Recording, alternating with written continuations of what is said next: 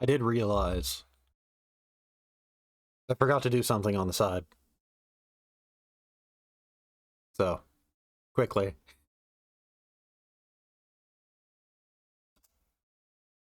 There, now I can restart the emulator.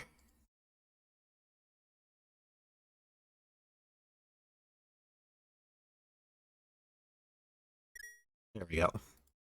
Okay, so.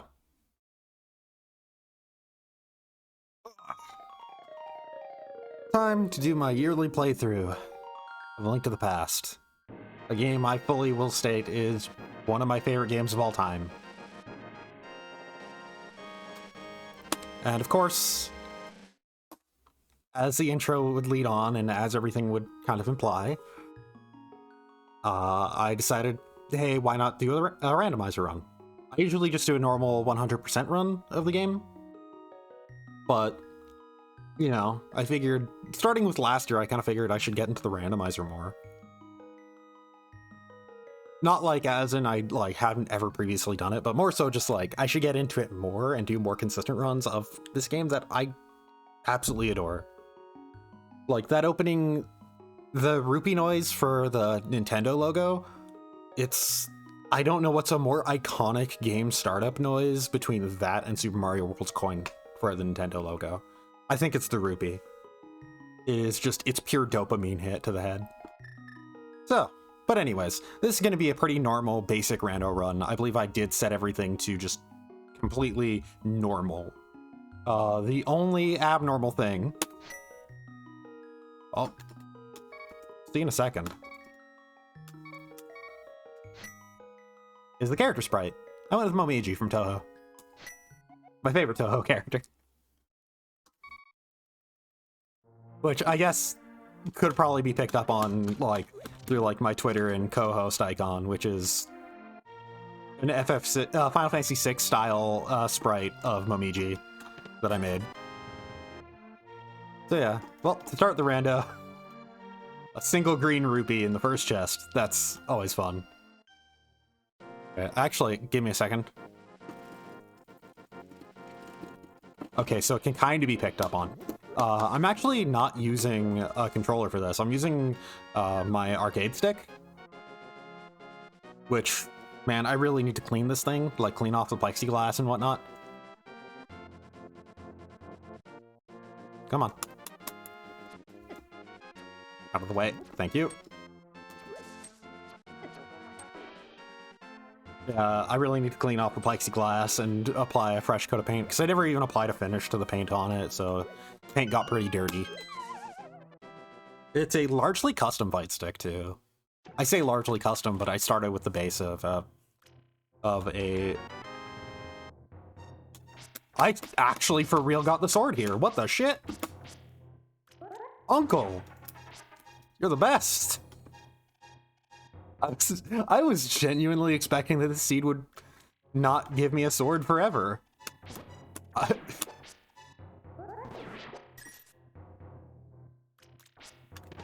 Yeah. Yeah, just to once again reiterate, this seed is just a normal, no glitches, open Ganon. I just have to kill Ganon, that's it. And to get to Ganon's tower, well, I need 7 crystals. Well, I need all the crystals to get to Ganon's tower. Like I said, it's just a basic run.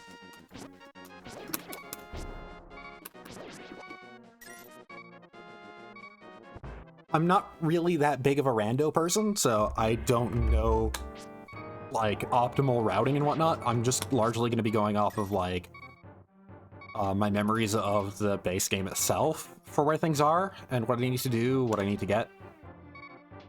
I don't really have too much of... I'm trying to remember now. Right, I should go to the basement first before anything else. Ooh, yeah. But yeah. Yeah, like I was saying about my arcade stick, though, it is using the base of a old Street Fighter 4 Mad Catz TE Tournament Edition, because those are still just an incredibly, like, solid, solid box of plastic and layout and whatnot. And But from there on, like, everything else about it is basically custom at this point. Custom PCB, custom buttons. Well, replaced buttons, replaced PCB. The only thing that isn't actually replaced in this is the lever itself. I've even replaced the ball top on the lever, though, for aesthetic purposes.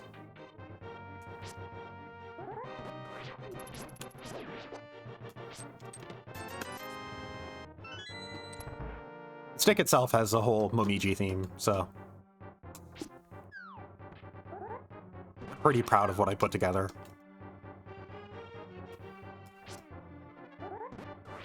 And for the reason why I'm using it, it's just pretty basic. I like using this for old school games.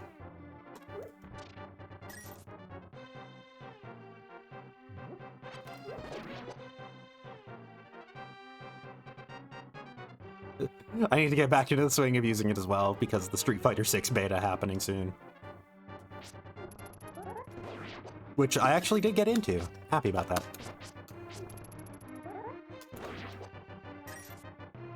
I will say, this is probably going to be largely a... largely a, you know, the bootleg podcast session. Where it's just going to be me talking about whatever to fill time, as I just kind of play Link to the Past.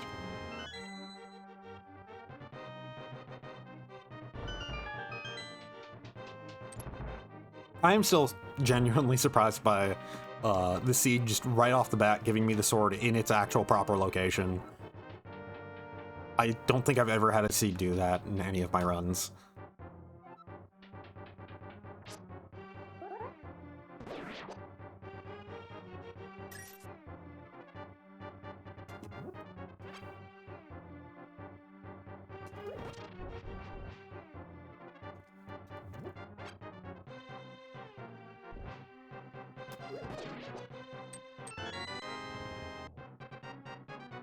Let's see what I get here. Yeah, that's kind of okay. Eventual survivability.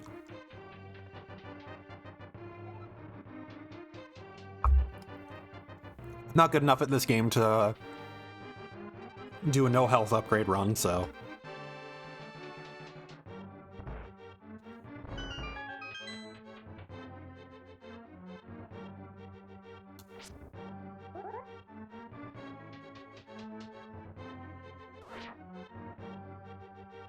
I will also say, I should, one of these days, also look up on, like, speedrun tricks for, like, faster movement, because I know that there's a bunch. Not even just getting to, like, the actual, like, speedrun tricks for, like, genuinely speedrunning the game, for, like, fast, very quickly traveling around, like, through dungeons and skipping things, but more so just, like... I know that there's tricks involving the stairs, charge attack, and the dash boots. The Pegasus boots. So I know that there's stuff involving that. But I can't really recall it off the top of my head. I say as if I ever knew how to do it, but...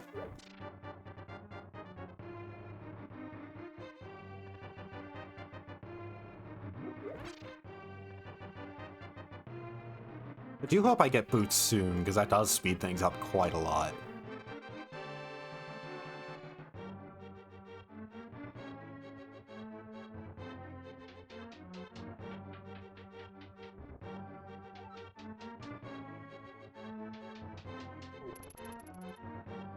I might as well mention, get this out of the way right away. This is going to be a pretty casual run of a rando.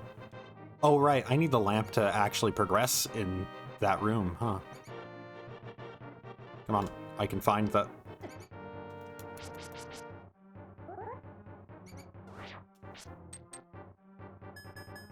Yeah, the door just closed on me. Ah.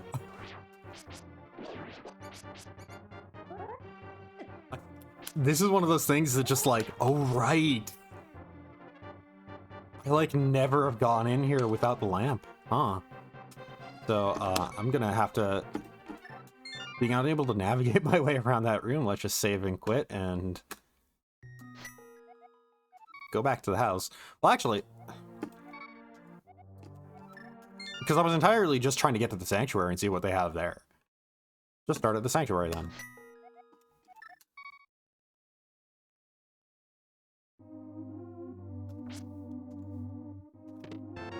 Okay, the boomerang. That's actually pretty good.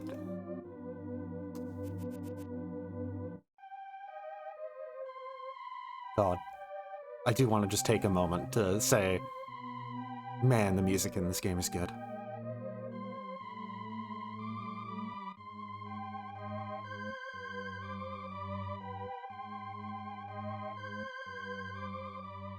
Like, it's a good thing this game has such an all-timer soundtrack, given how much it's ran. Like, that the soundtrack can still hold up over that many runs.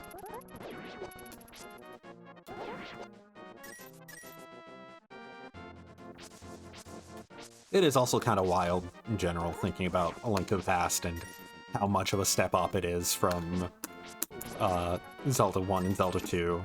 How much it codified literally, like, everything Zelda. Even just the straight up level, the way level progression works is defined by this game.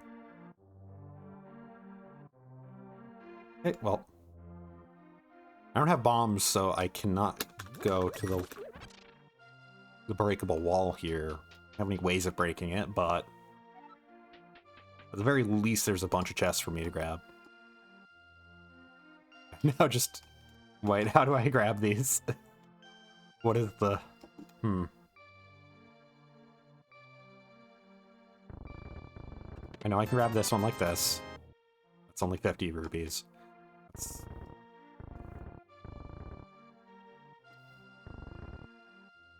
There we go. Okay. The fact that I'm now at 3 pieces of heart, that's at least something.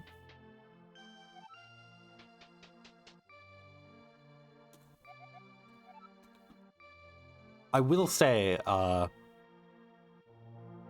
of the other little tough things is going to be remembering which NPCs I talk to get items from. Like, which ones just directly give items.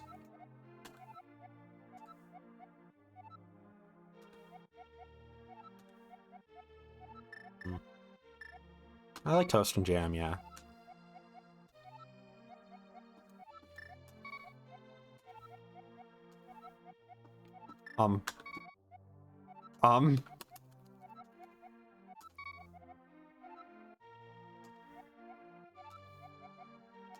Okay. Okay, so selecting jam was just asking to loop.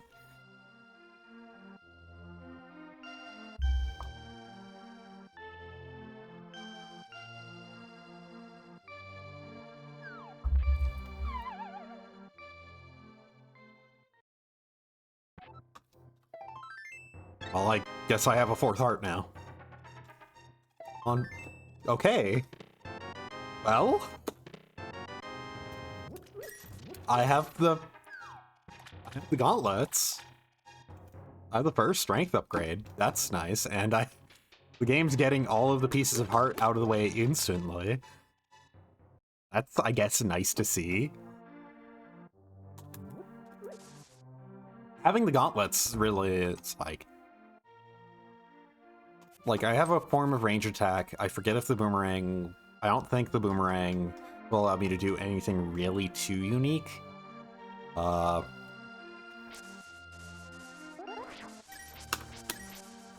do have a sword, and I do have the gauntlets. So that's actually, like, the real big thing. I did get the mushroom, which will be, like... There, I can just buy bombs. I was, like, internally lamenting that I didn't have any bombs, but then I remembered, oh, right, I can just buy them. But, like, I did get the mushroom, which is nice. It'll at least allow me to progress that bit a bit to see what I get from there. Oh, right,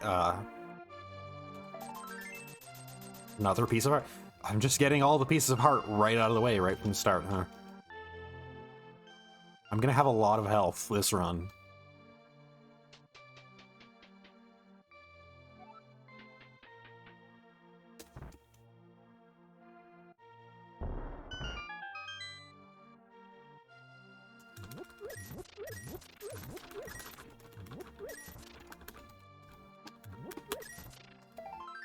What? Okay, game?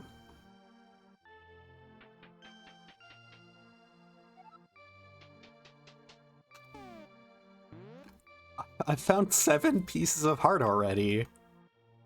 Am I gonna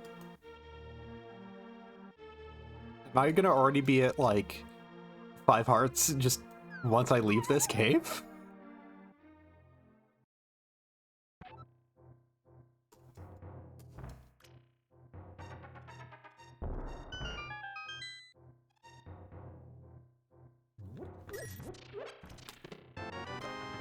Bombs. Right after I buy them, too.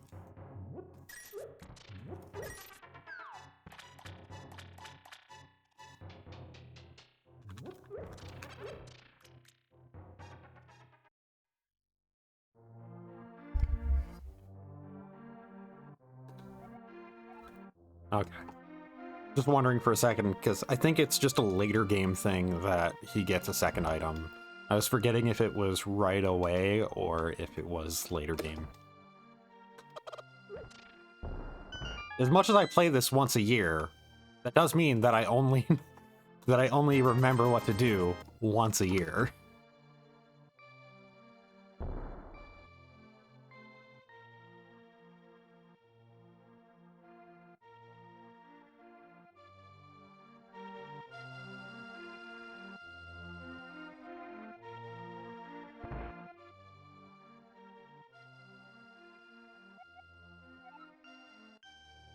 Okay, so I have to get a bottle just to get something from him.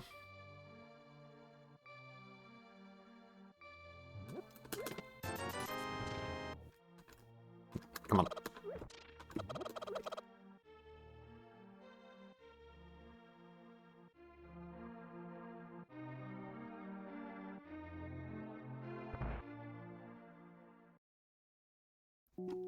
I will say, one of the things that I was thinking of doing for a stream this week, instead of just heading directly into, like, Trails in the Sky, and just doing a thing a little more, because that's the big reason why I'm doing this, is because I want to do something a little more relaxing. Like I said, I've been intending to stream Link to the Past for a while now, just because, once again, it's one of my favorite games of all time. I do want to do some shorter things every now and then, instead of going, like, hey, here's this entire franchise, I should stream through all of it.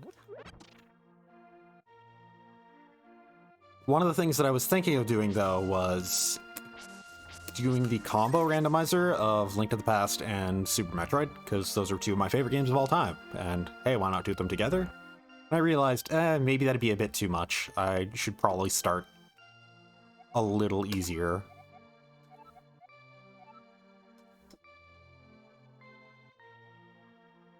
Start a little easier on myself.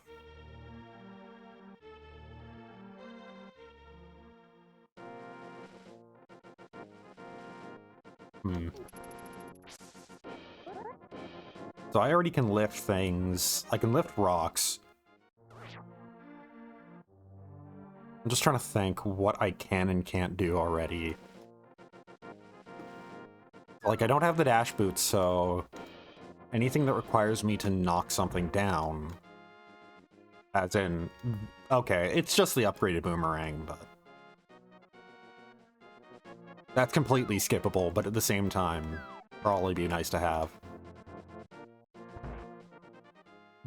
Just because I like how it looks, really.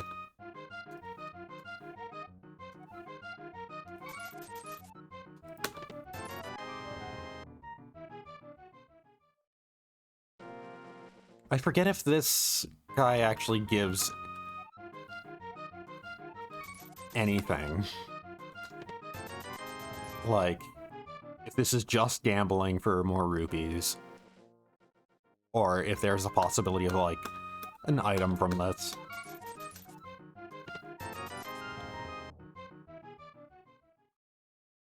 Thinking about it, I probably should have downloaded an item tracker.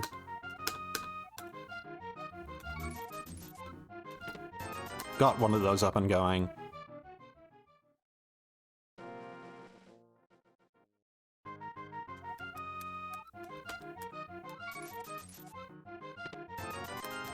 Okay, at this point, I don't think that there's an item from that. So I'm pretty sure that the rando has a thing for where if you fail enough times in a row to get it randomly, it will just outright give you the item.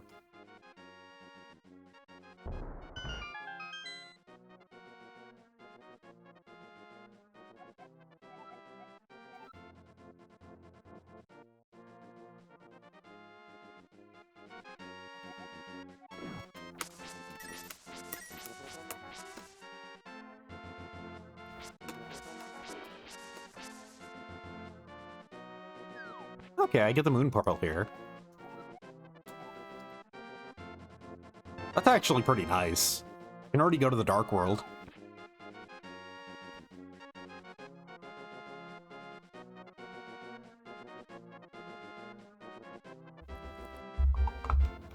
Oh.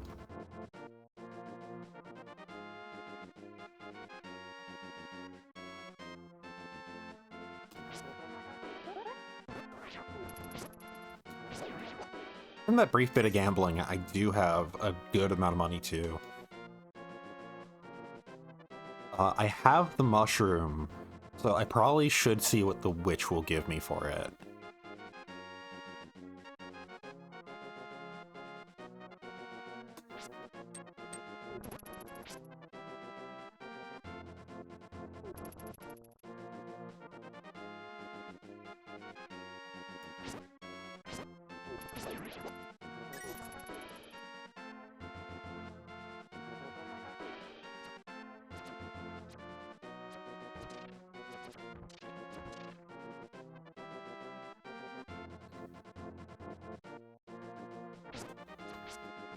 You know what's fucked up?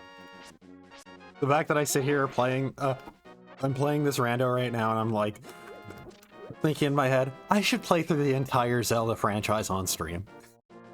I'm cursed. No matter what, I will always, like, I'll play a single game, I'll go, I should play this entire franchise.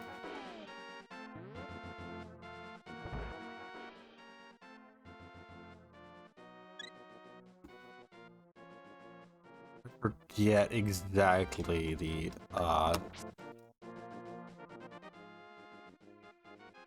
thing that causes the item you get from that to pop up. I forget if it's screen transitions or if it's actual time spent playing.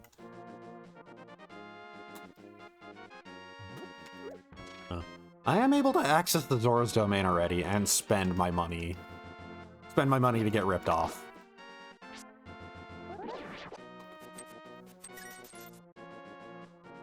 Oh, I'm not actually able to because of these. I can't pick these up. I'd need something to break them, and I... Wait, actually, I could just... Yeah. I can just walk around. I just would... Yeah, I wouldn't be able to get back. Wait, no, I can. Okay, right. This game is weirdly really well designed for a randomizer in every aspect of it. Right, I'm gonna need flippers for that. This costs... Does this cost 300 or 200?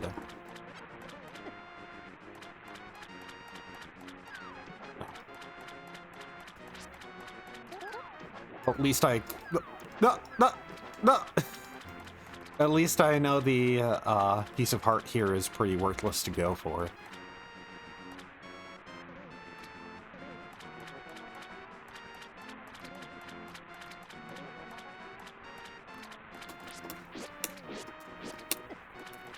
Oh.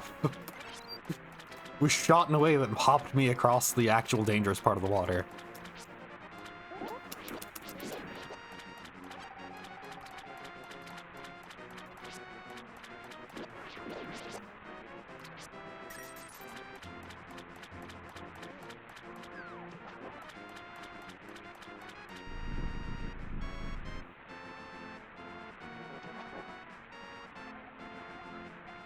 Okay, yeah, it's 300.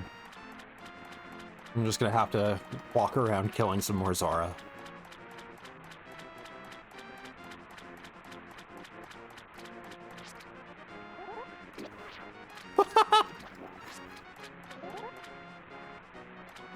Just knocked him out of the park.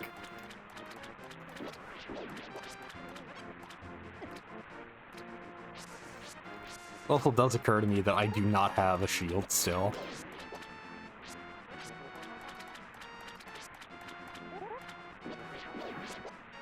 There we go. Yeah, like every time I play the rando for this game, it always surprises me just how well designed this game is for a randomizer. How many different little ways around everything there is. That's almost like completely... Oh god, it's 400. Or is it even 500?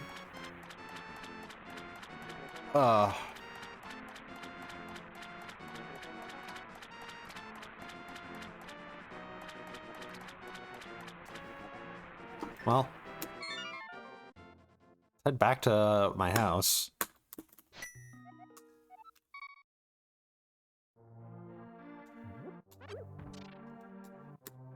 I like that the microphone can pick that up. I absolutely love the clack of arcade stick buttons.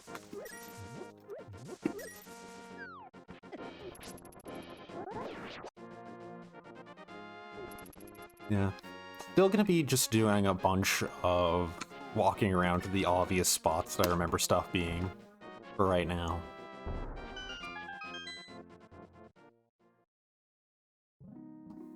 Right, that's just a fairy fountain.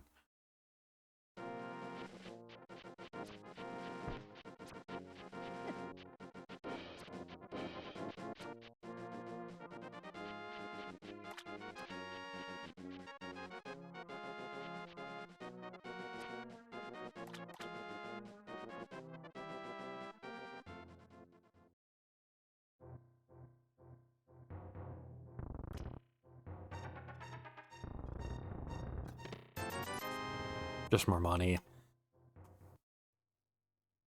At least I am getting closer to being able to pay off King Zora.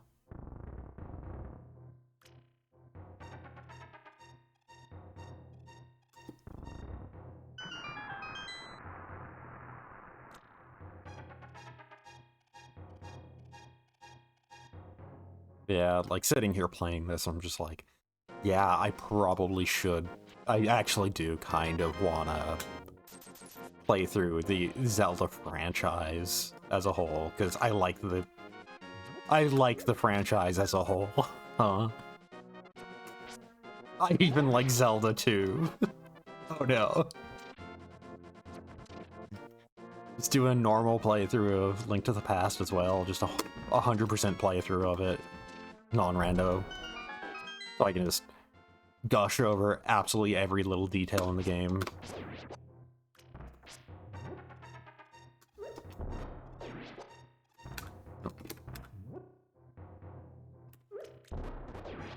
There we go. That worked out perfectly. Oh, I got the cane. Of Berna? Or Somaria? The one that makes the blocks, so... The one that's actually, like... kind of important to, like, completing a dungeon or two. I think. I don't recall any tricks that it would require... that... I can't think of any tricks to get around the stuff that it would have me do. But at the same time, I'm pretty sure it's only used for, Turtle Rock. There might be a thing in Ganon's Tower that makes you use it. I do at least have something to spend magic on now.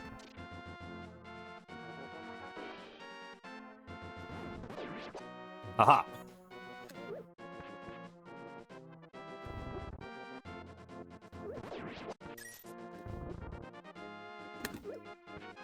God.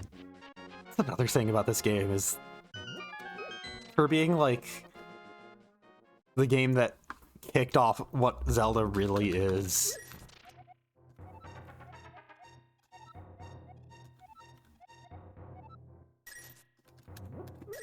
They also came up with just a lot of really creative items for this game, too.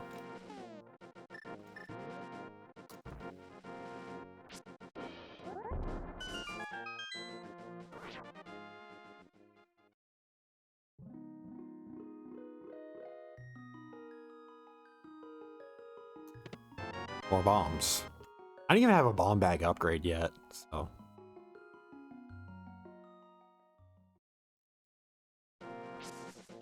All these bombs going to waste.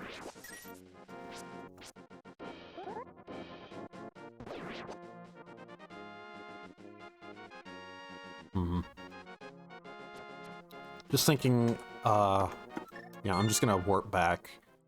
Next would be the first dungeon for a place to check. Sarasalah's house specifically.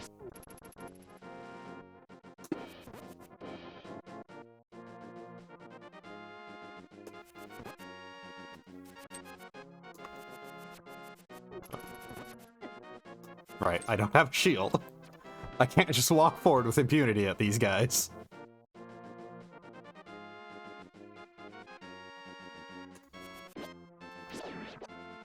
I really like this Mobiji sprite, by the way.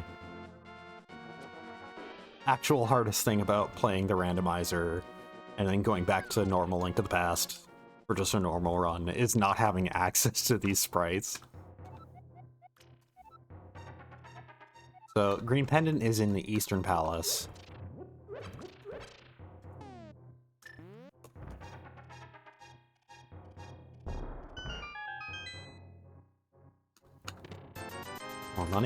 More money, and arrows. I do have the gloves, so I might be able to check out the desert. But do I want to just hop into the Eastern Palace? Because I have basically everything I need to check out pretty much most of that. The only real worry would be if I don't get the bow during it.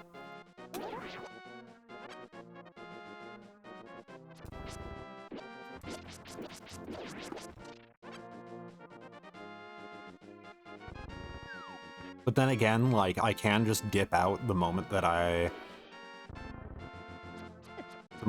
you know, can't progress, and just see what I've gotten before then.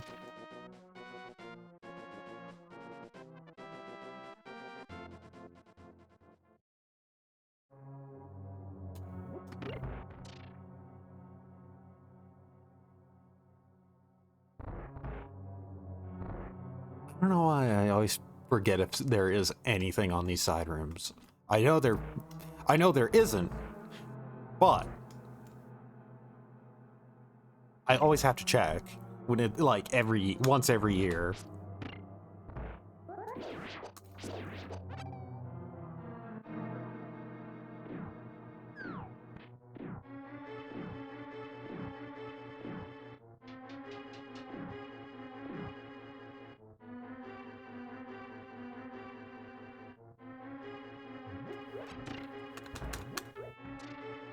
I will say, by the way, as another little reminiscing about Link to the Past thing, for some reason, this is a game that I never actually owned as a kid.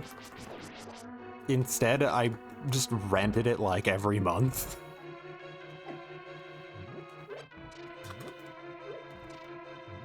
I never actually beat it until the Game Boy Advance release. Which I did actually own. I got that one for Christmas.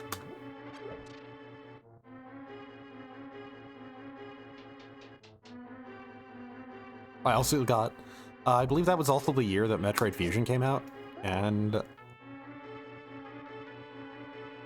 yeah, I think that was the same year. I ended up playing a lot more Link to the Past than Fusion, because admittedly I was a tiny baby child who was afraid of absolutely everything in video games, so Metroid Fusion, even the instruction booklet for Metroid Fusion could scare me with the depictions of, like, the melted scientists, like the, like, X-Parasite, like, infected scientists that were melting. Even that was, like, kind of like, ugh.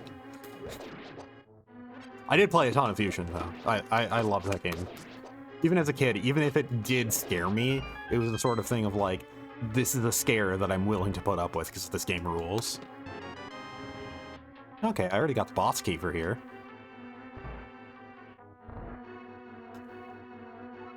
A map is in the Swamp Palace. Hooray, good to know.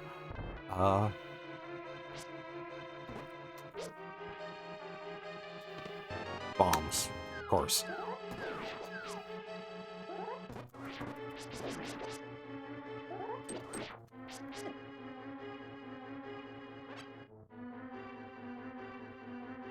Is this like one of the only places where you see those Stalfos that like toss their heads at you?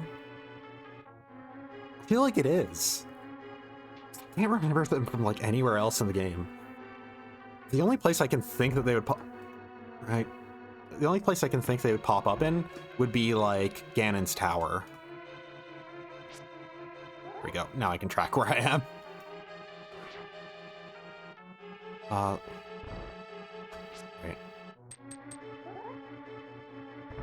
I don't remember what's...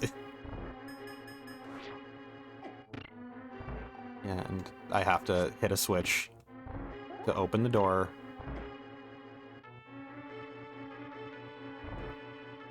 But this ain't that helpful.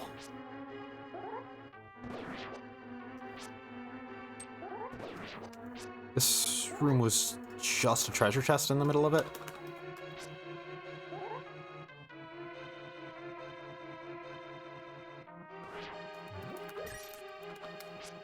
Or, wait, no, I think this room had a key underneath a pot. Yeah, it did.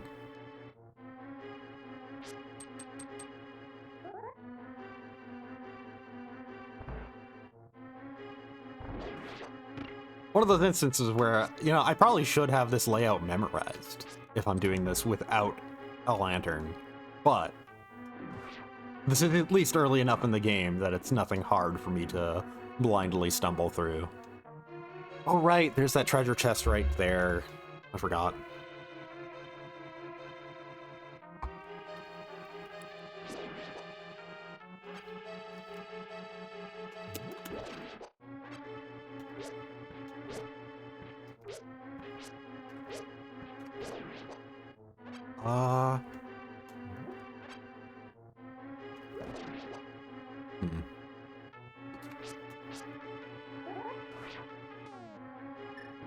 I forget it.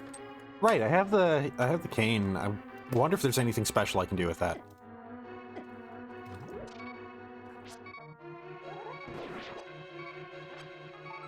Right. Just a map. I was wondering what it took to make them disperse, and it's killing everything in the room. I thought it was running into them for some reason. At least this gives me another opportunity to check out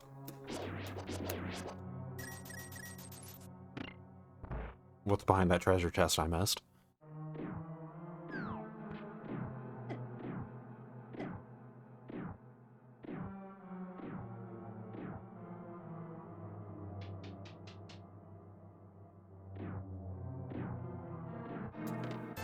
Money. Well, I do have enough, more than enough money to see what the King's Aura will give me. Ow. Ow. I'm in a bad way. So, from what I'm just trying to think.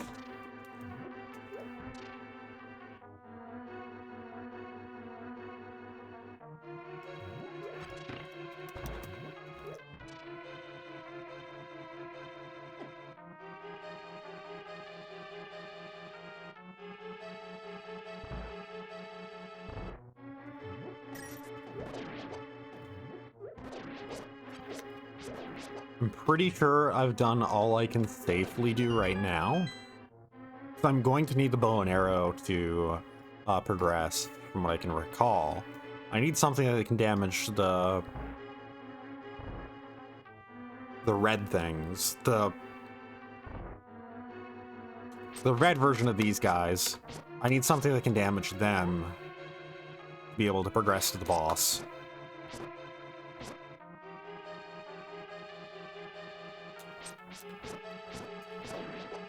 And it'd be nice to have a lantern to be able to see where I'm even going for that, too.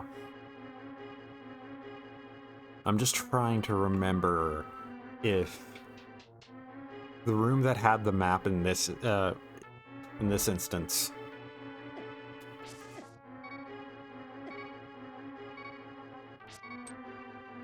I think that I do have everything that I can get right now.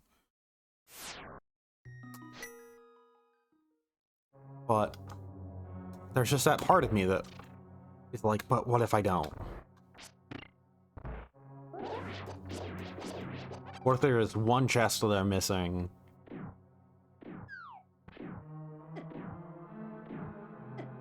I'm pretty sure there's a single chest in the room that had the map.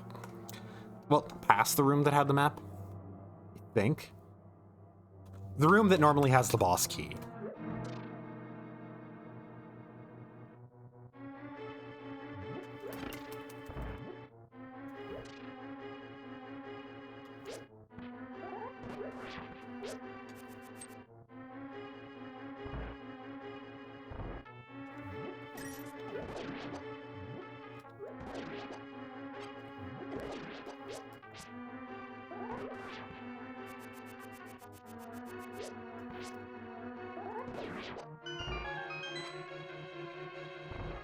Or I actually probably am mistaking it for this exact room, now I think about it. I think that the room that had the boss key places me right here.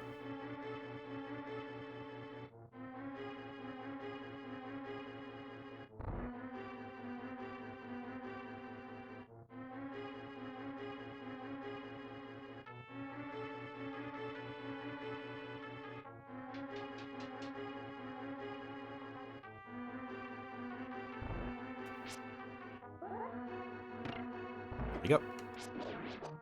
Oh, come on.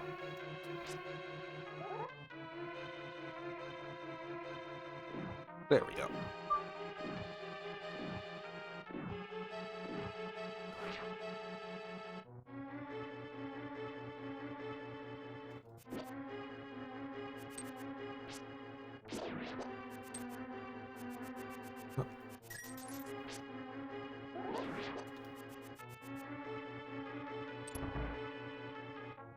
Yeah. So, from what I'm thinking, well, let's just check the map, because we did get it. So yeah, it'd be... I forgot about that icon there. Always remember happy day. But,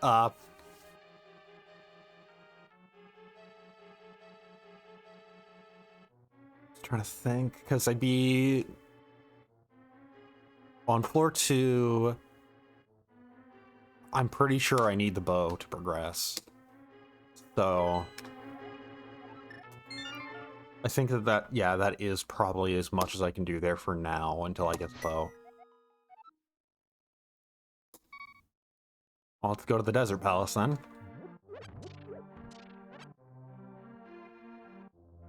Well, I could probably head to the mountain. Which, man... It's always unfortunate when a seed has you start doing things like has you start doing dark rooms blind, because it's that moment where you're like, oh god, this is not something that is, you know, against logic, it's just hard and obnoxious to do. So the game probably actually is gonna have me do it, isn't it? Because it's not something that you can like rule out just based on a like, oh, no glitches. You do have to potentially factor it in.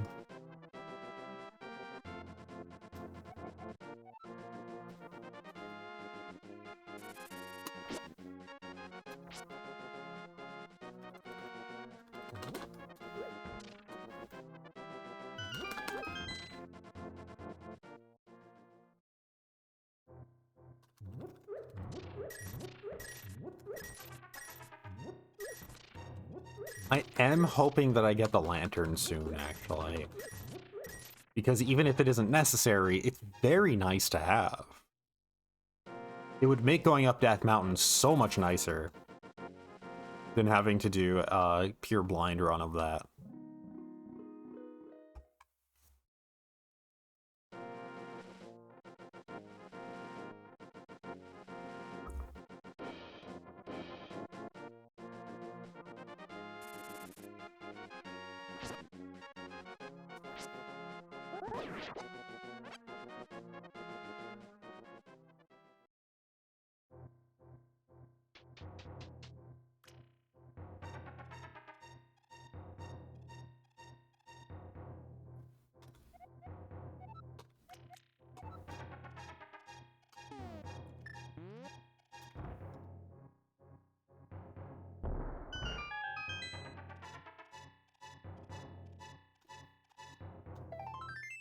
Well. Okay. I got that 8th piece of art now.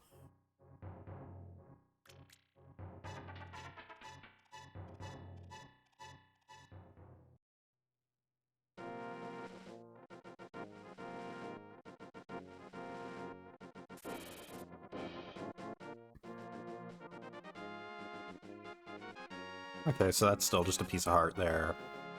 I can't do anything here.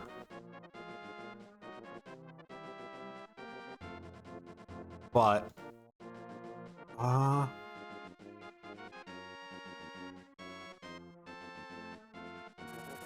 Right, the only way up there outside of needing the Book of Medora would be warping. So I would need... So I'd need the warp to be able to get there without the Book of Medora.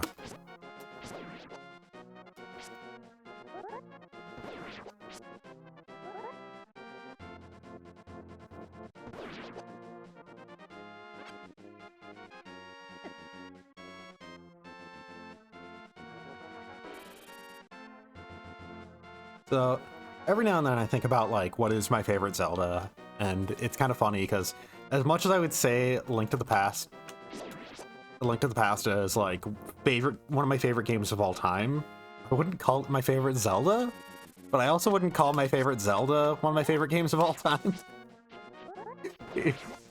My favorite Zelda game is actually Twilight Princess, of all things. There's so much about the story and the tone of that game that I absolutely adore. And it's in that perfect spot of like, it happened just early enough for its ideas that it's like, that other games came after it and did what it was doing better and showed how to much more thoroughly do what it was going for. Because Twilight Princess is going for a very distinctly melancholy tone and a very like very downer kind of setting and tone. Like, it is ultimately built around, like, is it an entire game built around the opening line of like, tell me, when do you feel a strange sadness when dusk dawn? When do you feel strange sadness when dusk comes around? And that's the entire concept for the game's tone. And I think that the ending to Twilight Princess is one of my favorite endings to any video game ever.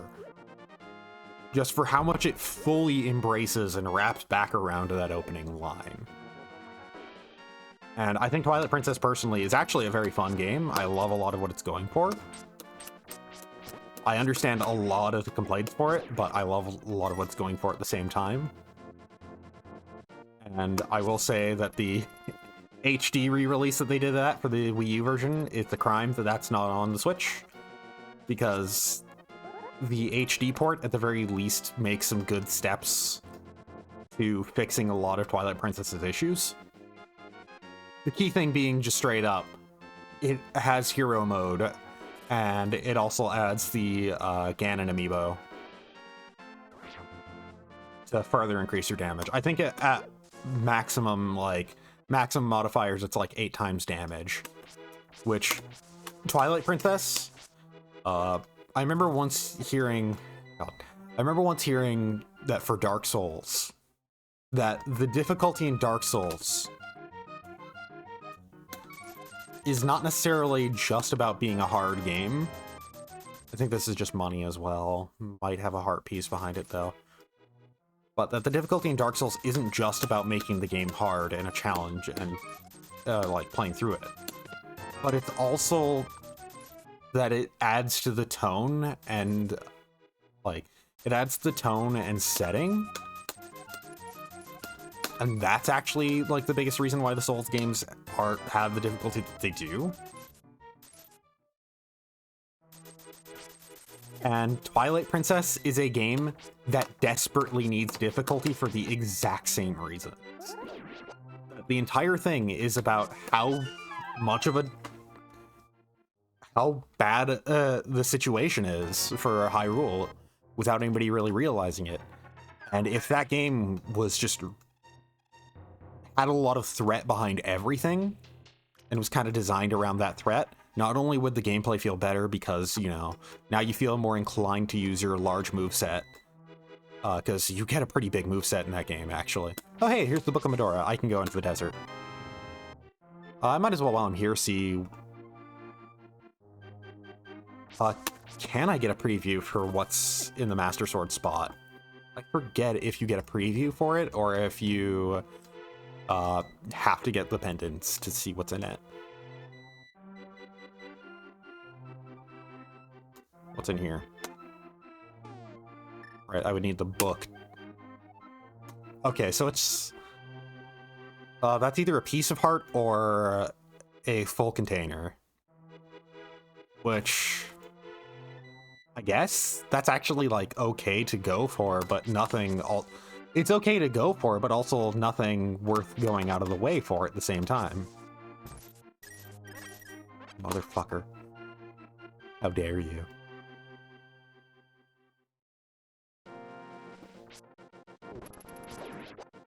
Yeah, with the book, though, with the book and the gauntlets, I actually could fully complete the desert. Well, without the arrows, that actually kind of does throw things into question, doesn't it? Also, yeah, I still can't get that. I don't have a bottle. I have a pretty weird collection of items right now. But yeah, like I was saying with Twilight Princess, though, it's just...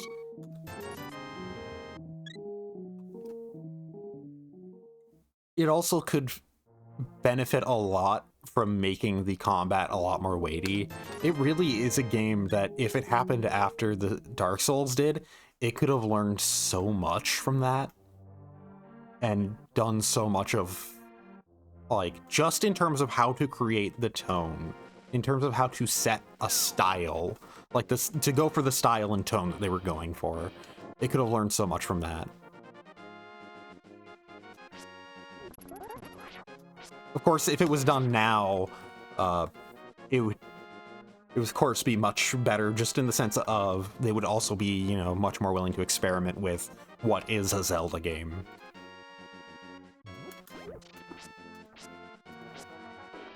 So we'd be able to see it, you know, be a lot more experimental with how it's going about creating that, you know, that pretty distinct melancholy tone.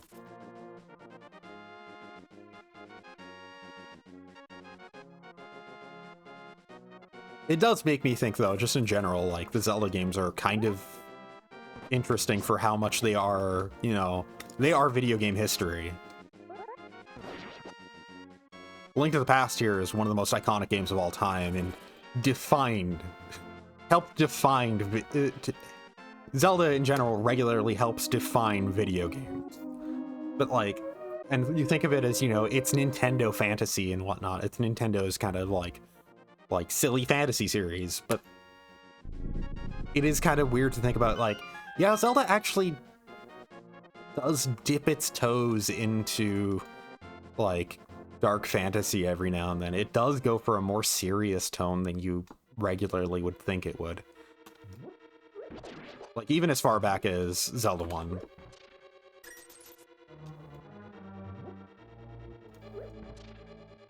And, like, in the case of, like, A Link to the Past or Link's Awakening, the big thing that, like, kind of shields you from that is the art style. But they do dip their toes into that sort of, you know, more serious style of storytelling that... yeah. It's a lot more prevalent in Ocarina of Time. Like, Link's Awakening is where it's full-on, like, if you start to engage with the story in that game, it's full-on inescapable that, yeah, this game is going for a much more distinct, like, this game is not, like, a happy-go-lucky fantasy thing. This game is outright kind of a downer in the ending. Sort of, because the whole waking of the Windfish thing and what that means for everyone on the island.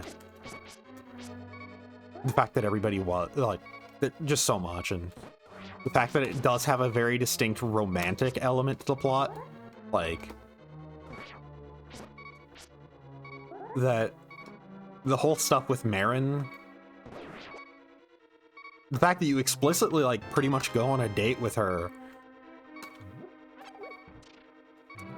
and yet you still know that the ending is, and the Windfish is gonna wake up and all of this is gonna die, all this is gonna go away. It's not really like a, like, oh, are you really the villain kind of thing, but more so like,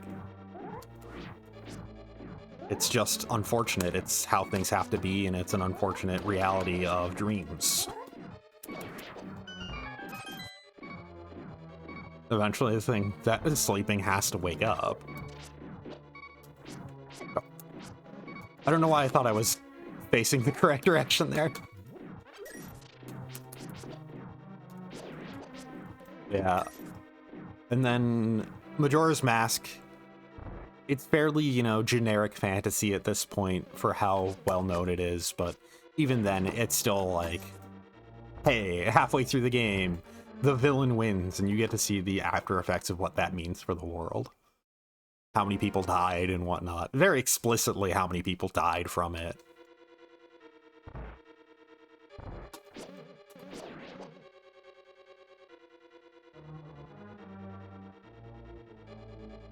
And then, like, you, of course, then come up to the inescapably, like, the inescapably depressing Majora's Mask. I need the boots. Wait, do I need the boots to get that, or can I... I'm pretty sure I need the boots to get it. Yeah.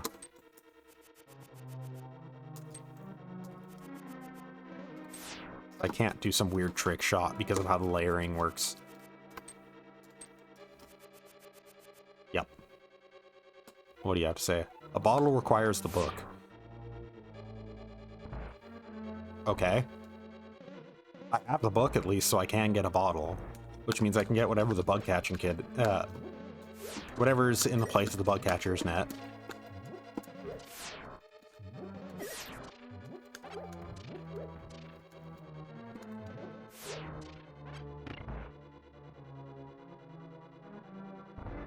And this is going to require the big key, which I don't have.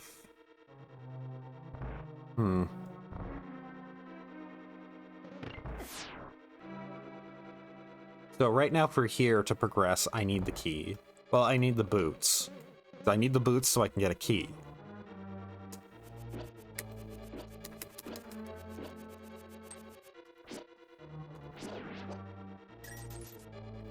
I think it's time to go pay King Zora a visit.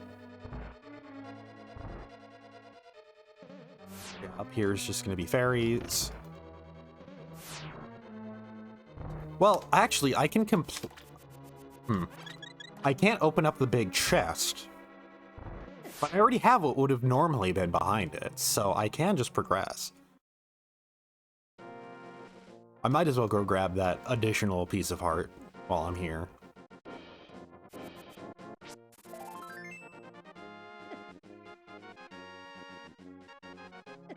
But yeah.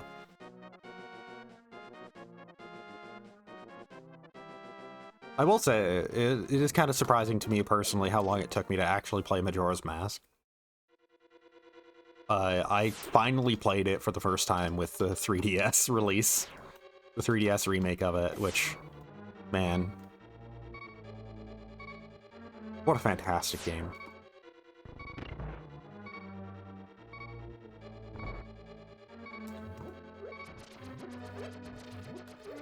Song of Healing just up there for songs designed to make you cry. This is a song designed explicitly to hit you in the tear ducts.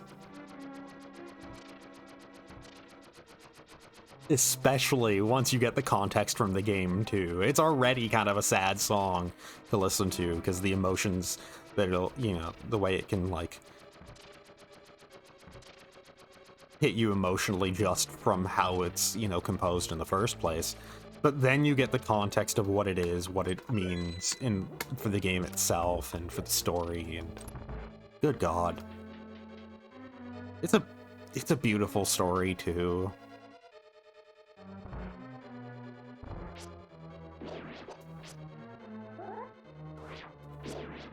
It's just basically taking, like, kind of the sort of concept behind Link's Awakening and going really hard on it. Alright, I need some form of fire to progress here, don't I? So I need to light these torches.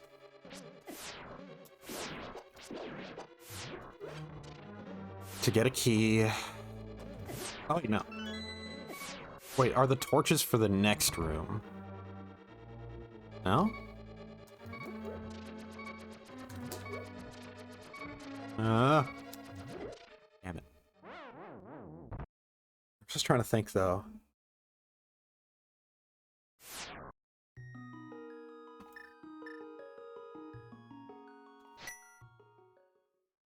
So, I actually need to quickly go use the bathroom. I'm just gonna pause. Put this up. Because I remembered it exists.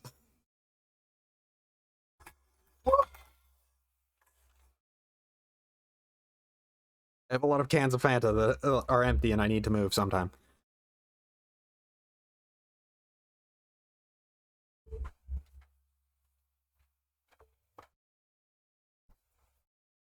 I should mute my mic just in case.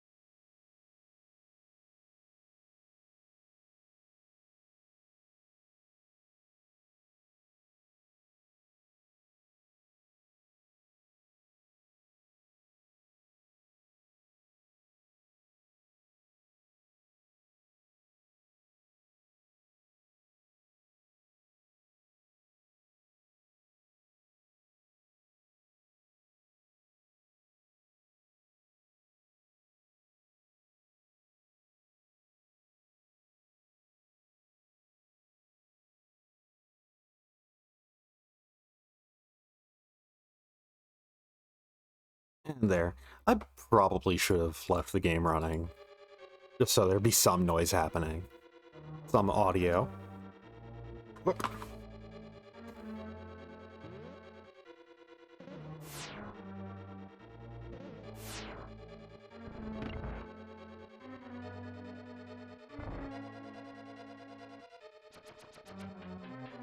But yeah, I'm just trying to think. I'm gonna go back to that final room. I don't think that a key drops from...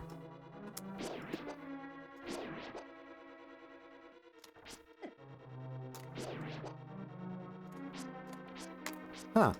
Right. You can cancel out... You can pretty much, like, frame one cancel an attack into an attack.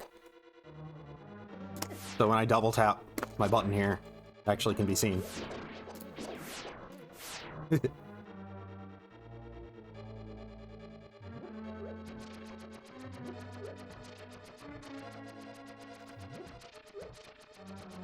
Oh, there we go. It was just under one of those.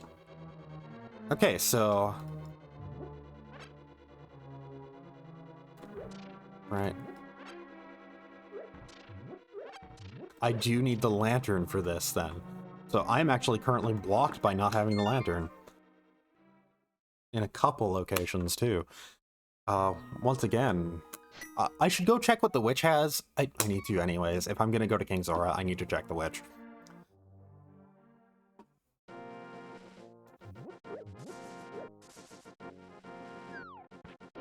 Let's go see what she'll give me.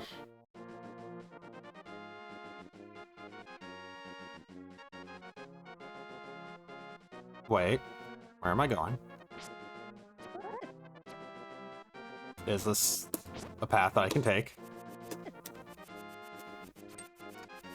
Okay, I can. I was correct. There is a rock here that I can pick up.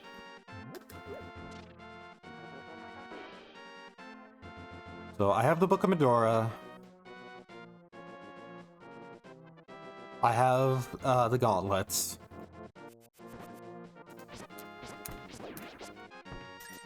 I need the bow and arrow. I need the lantern. And that's to progress... I need the lantern to progress... the Desert Palace. That was just money. I need the lantern to progress the Desert Palace, and I need the bow and arrow to progress the Eastern Palace. I theoretically can go to Death Mountain.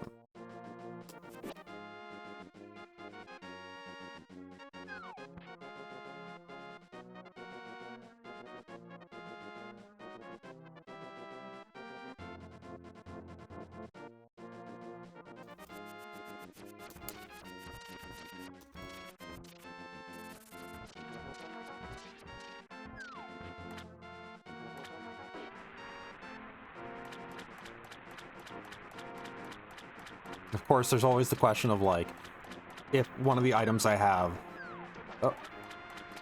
allows me to do anything wacky.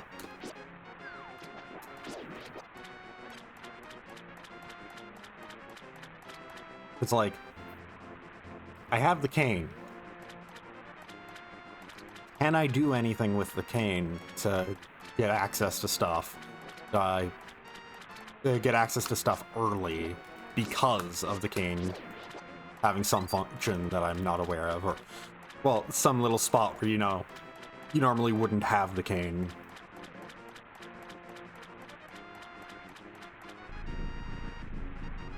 I should be able to check the... I might be able to check the graveyard. Oh! I got another strength upgrade. That's actually pretty worth it. That was one of the most worthwhile King Zora purchases ever. That I've ever had. Might be ever, honestly. King Zora usually screws everyone over. Wait, actually, let's go back to the Sanctuary. This... I can now straight up go into the Dark World. I have the Moon Pearl. So I can just walk into the Dark World for free. Big thing that I would think of for going into the Dark World would be Thieves' Town. Yeah, now that I have the gloves, I can go in here. This doesn't require the lantern, does it? Okay, good. This just requires gloves to get into. If you don't have the lantern.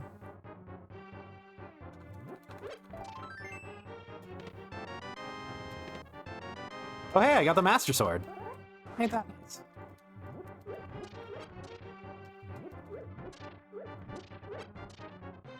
I always feel like this exact room is like one of the most worthwhile spots in the entire game. Every single run is like, this is always, I feel like it always has something noteworthy behind it. In like every run that I've done, every run that I've watched, this is always like, there's something, well, there's always something notable here.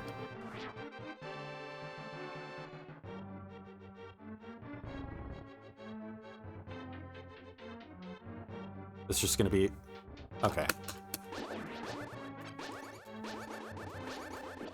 I forget if there are any treasure chests over the course of that little escape area, over the sewer escape. I forget if there's any treasure chests in there. Yeah, you don't have, neither of you have anything for me having walked through there. You would have just given it to me anyways. Diagonals are hard.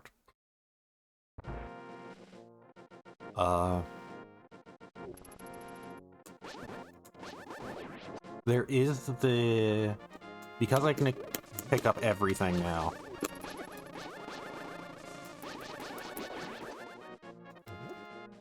I can also access this other grave.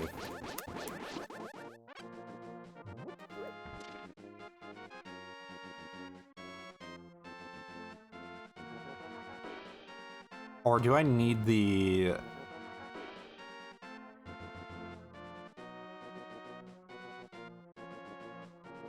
I think to access this grave, I need the boots, because I need to run into it.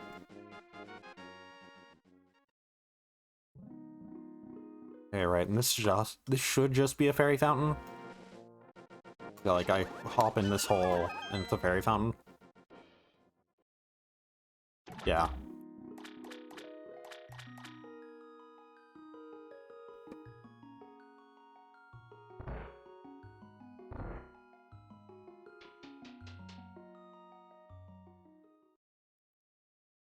Yeah.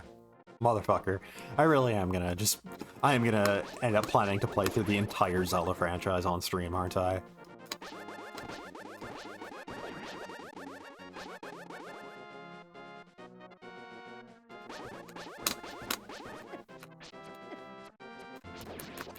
I already have Final Fantasy on there. Why am I picking another... like, franchise to go through? I still put off playing through Final Fantasy because I don't own the second Pixel Remaster. Which, on a side note, holy shit, the Pixel Remasters are finally coming to console. They got rated by the ESRB for it. It is as I thought, where it was just they wanted to get them into a good spot first.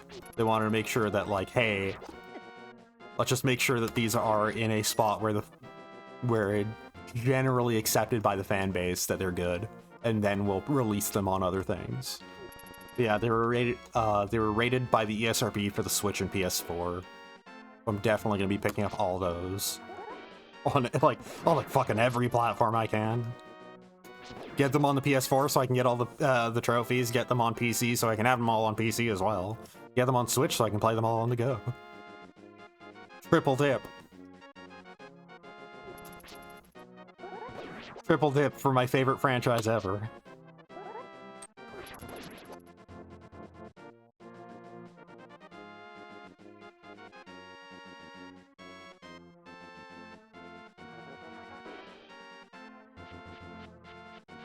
So, just trying to think. Yeah, I think I am gonna go into Thieves Town. Because there's usually a couple of quick things in there, if I remember correctly. I know that the dungeon in Thieves Town is also usually pretty quick to get stuff from. Just make sure that there's no chests that I'm forgetting here. Hi, Mario. Hi, Hario. That's clearly an H and not an M in that picture.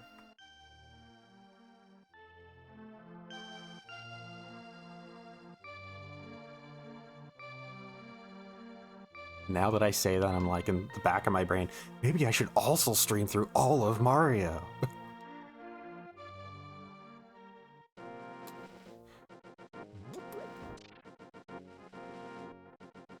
Right, and my thoughts of there being a thing over there is just entirely born from Link Between Worlds. Which, man, Link Between Worlds is such a good game, too.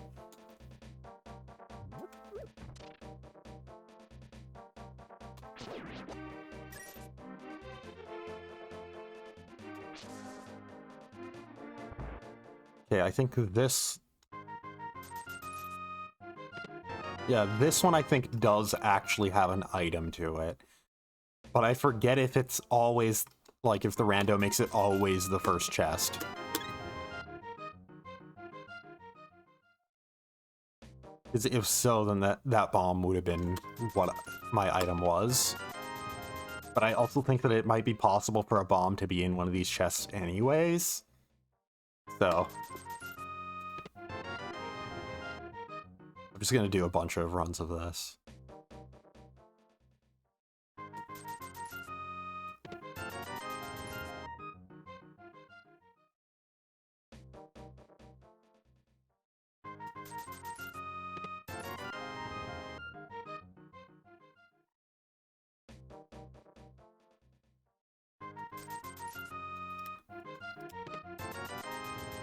At the very least, I'm making money.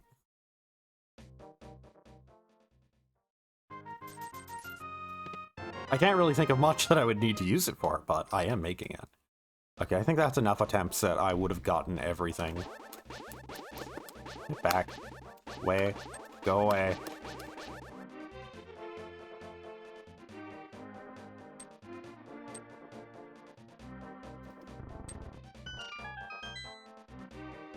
Okay, and before I go in there...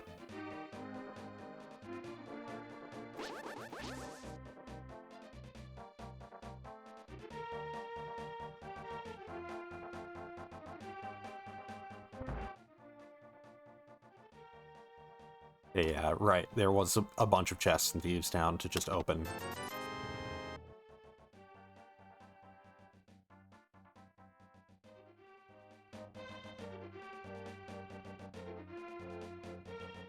Okay, I'm gonna need the hammer to open... Ugh.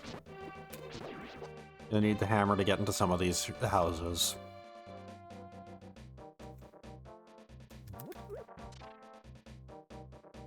It is really weird trying to think about, like, the fact that I have the gloves, are like the Titan's mitts. Already have fully upgraded gloves.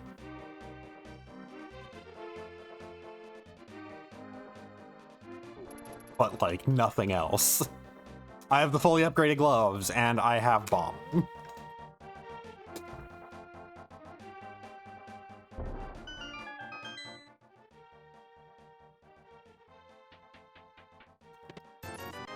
So it's just weird to think about where things might be and how open things are for me at this point. Because things are fairly open, actually. But also, like, I'm missing quite a few, like, key things for, like, exploration at the same time. I'm missing the boots, I'm missing the lantern.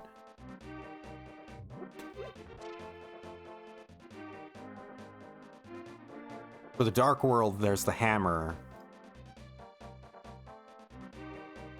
Oh, right, I need the mirror if I want to go back and do this. Because he's not going to follow me through normal portals, I think. Well, I might as well try, but I don't think he's going to.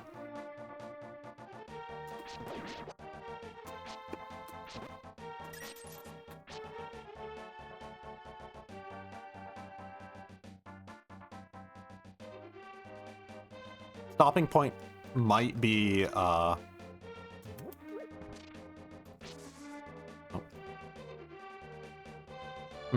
Now that I'm in the Dark World, can I even leave?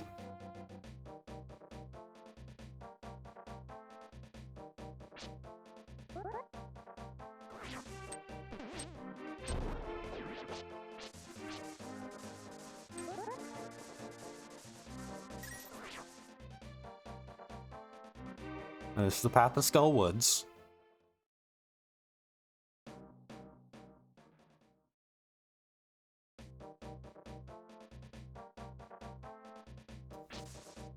Yeah, now that I actually think about it. Right, that was just a one-way. I need the mirror to go back.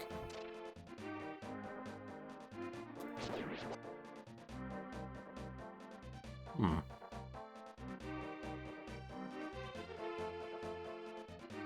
I don't exactly want to head into the Thieves' Town dungeon just yet.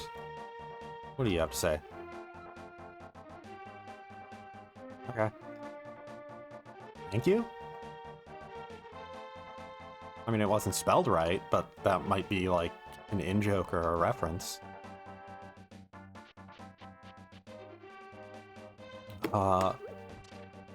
This doesn't require a bow and arrow and might actually have a meaningful reward.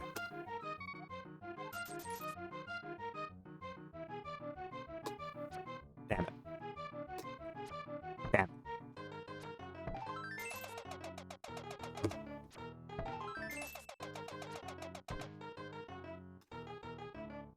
I don't think it actually has a meaningful reward now that I think about it. I don't think there is a thing that if you get all 4 targets, well, if you get all 5, you get all 5, that you'll get anything. Goodbye. Oh, you follow me down cliffs. That's nice. So as soon as I get back to as soon as I find a way back. Damn it. Could have had a thing. And I can't even drop him because I can't run.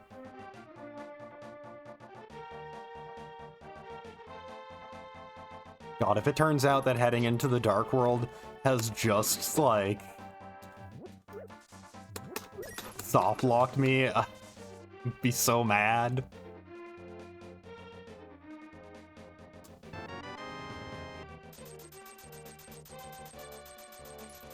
All I seem to be getting here is just money.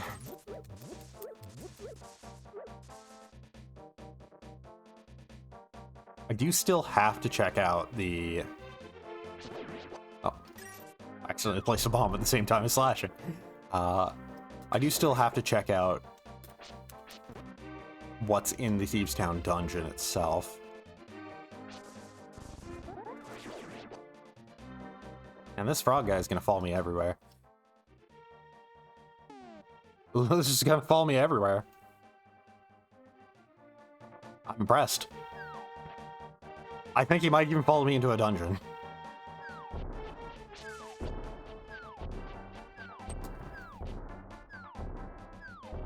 So I can't access the item that would be right outside.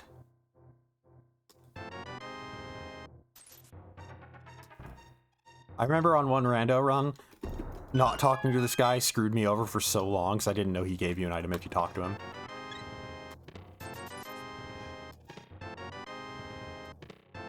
Well, I have the fire rod.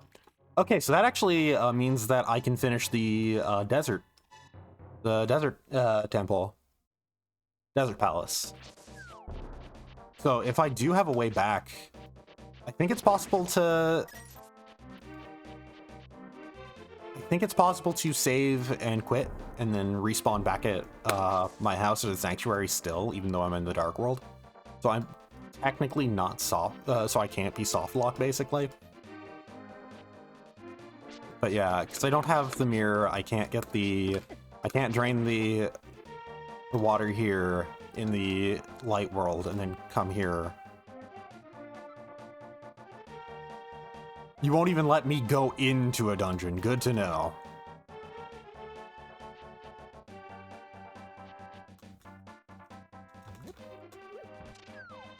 Did I curse myself by picking up this frog?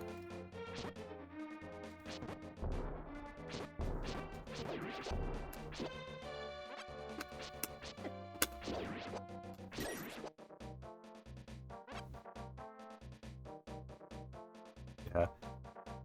Huh. I'm fairly certain that's nothing. Okay, yeah.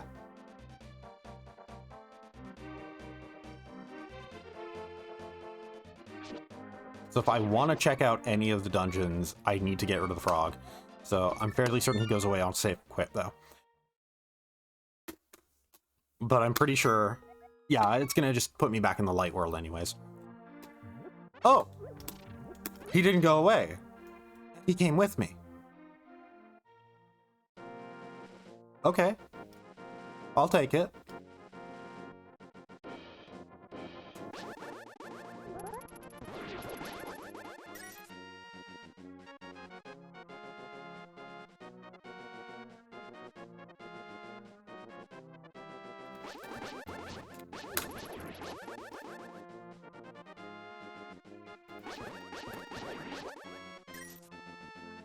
So, I can now go complete the Desert Palace.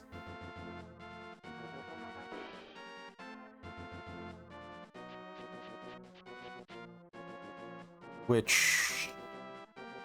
I don't know if it'll drop anything good, but...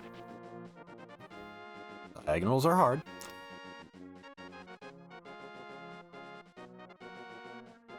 But at the same time, it's like, I'm right at the end of it, so I might as well.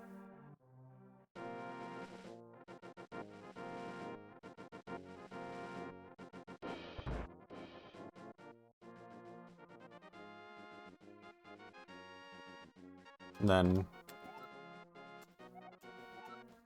I go out, come back in. I got a shovel. That's actually pretty okay.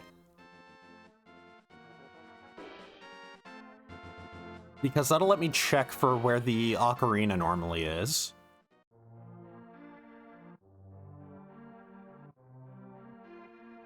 I think that actually might be, like, the only thing that lets me check for, though. Hey, do you actually have anything new? I seem to recall that guy having 2 items.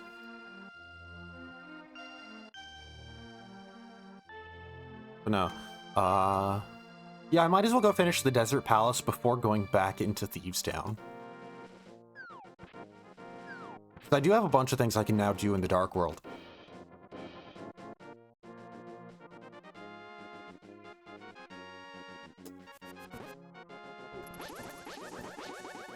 Oh.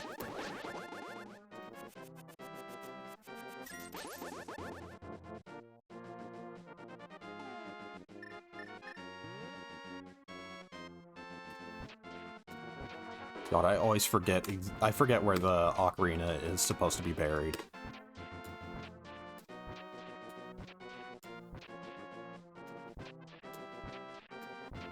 I forget if it technically even would be buried at this point anyways. Because don't I have to see an event for that? Or did I already get the event? Like, just by talking to the guy in the Dark World, I think.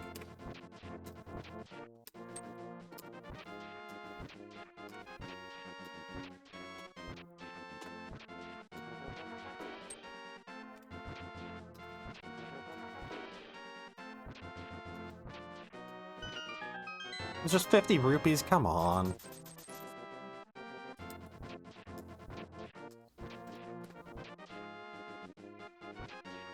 Ugh, gonna ruin everything now. Pick up every flower I can.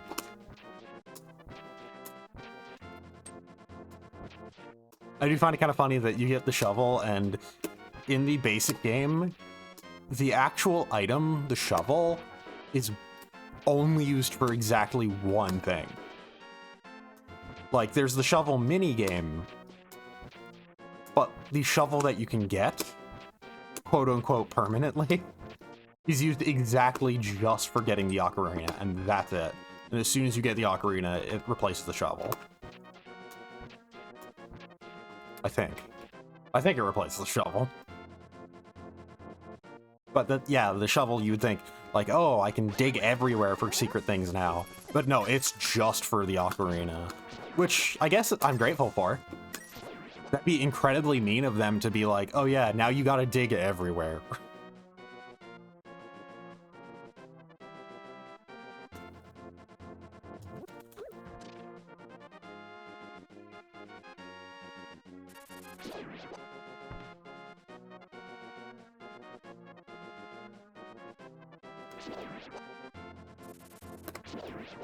Right.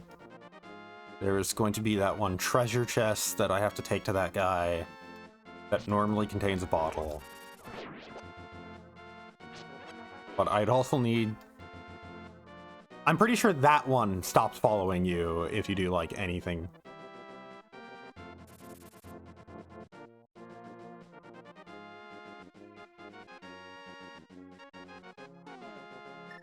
Let's get back in here.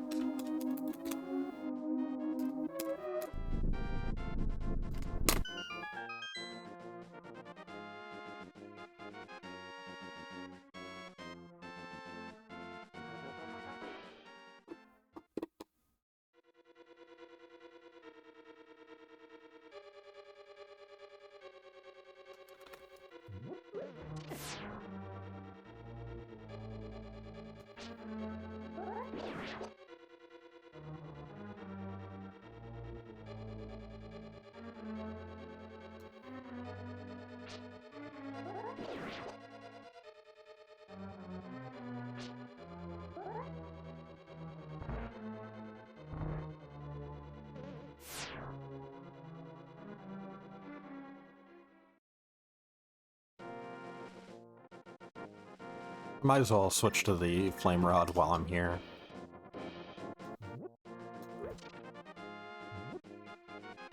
Wait, was there anything? Okay.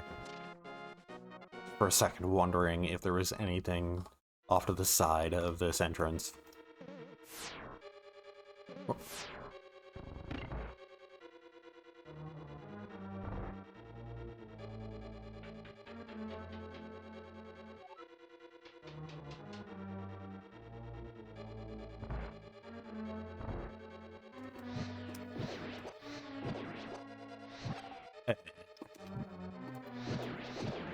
This thing burns through magic.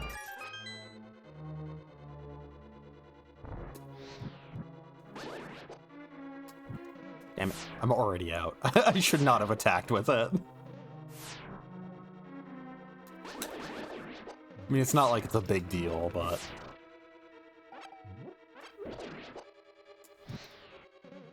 Wait, it is a big deal, because I need it to progress. Wait, right.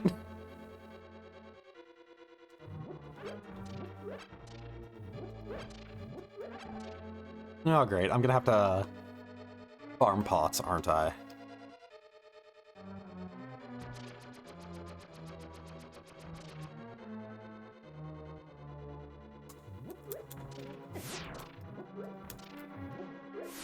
Oh. Save and quit.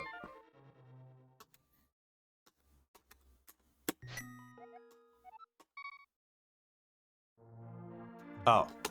I thought it would have started me back in the dungeon. Aw. Well, I hope I get some magic on the way there.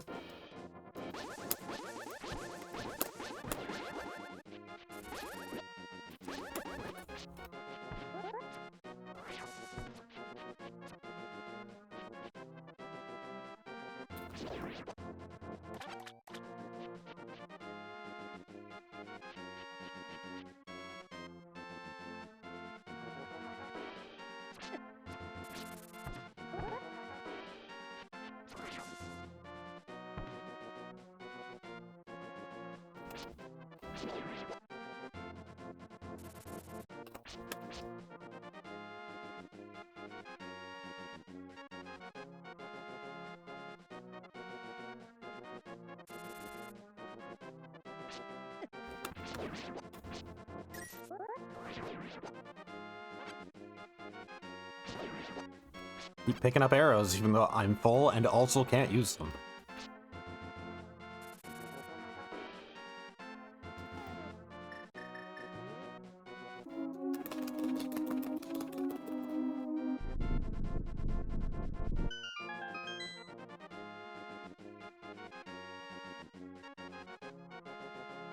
I love how much of this game is also like a showcase of look what we can do now, in terms of like a hardware showcase. I love that aspect of looking back at games and like realizing like, oh, this is a like hardware and tech showcase, and like a showcase of them realizing like how to further push game development I love seeing that sort of stuff in old games, and it's like, admittedly part of why I like Final Fantasy so much. It's like, you go back to like every single Final Fantasy and all of them have something like that in them. They will always have some sort of segment that is just like, look at what we can do. And it'll always be stuff like, from a game design perspective, like, from a graphical perspective, from a storytelling perspective, like, Final Fantasy was going fucking hard on everything it could have. So as a result, you get a lot of like, look at how we're integrating story and gameplay now. Look at how we're doing actual cutscenes and how we're attempting cinematography with sprites.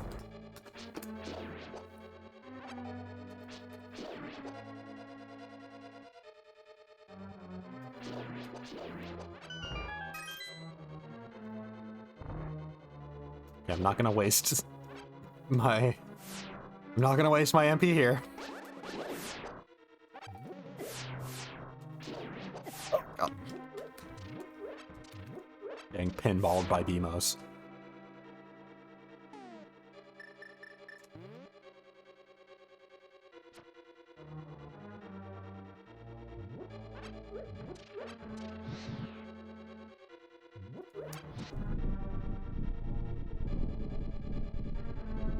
Oh right, I don't have the big key here. What was I thinking?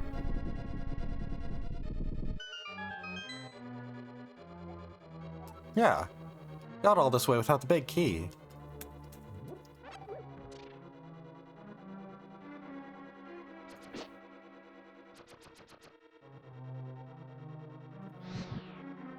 I forget if there's actually an item from doing this. No. Well, I guess I actually can't do anything here. I'm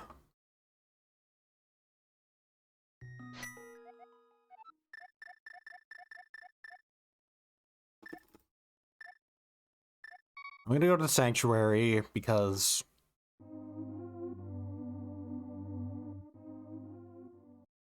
trying to think of a reason why I would want to start at sanctuary.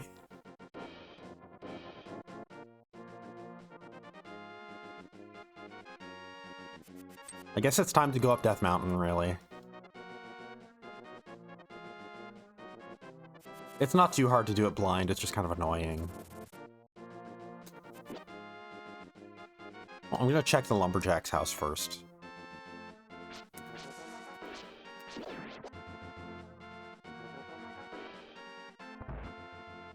Right, there's a cave behind the Lumberjack's house, too.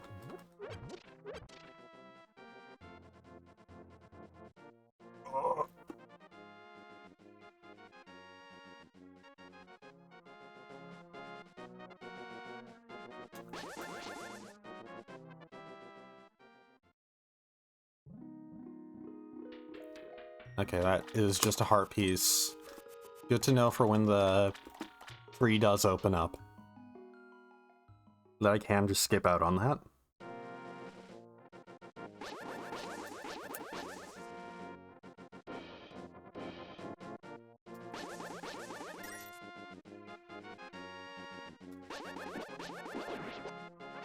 Well.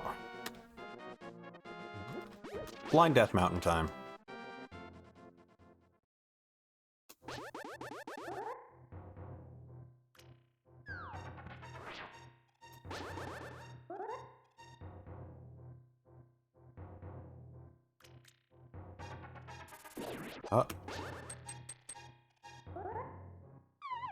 Nope.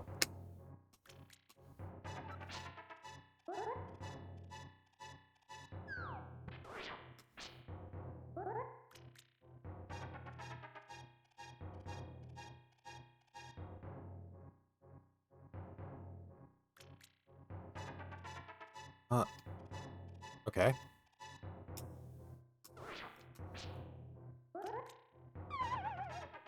Okay.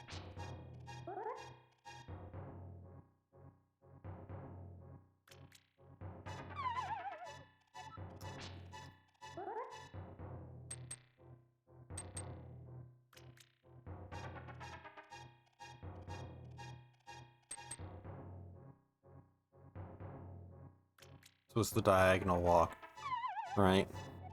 You know what I can do? You know what there is on the internet? ALttP, Death Mountain, cave map. And here we go. Oh, right, there's a hole right at the start of, and the wiki has a guide for, like, has all of the dark rooms, so you know where you're walking when you're playing blind.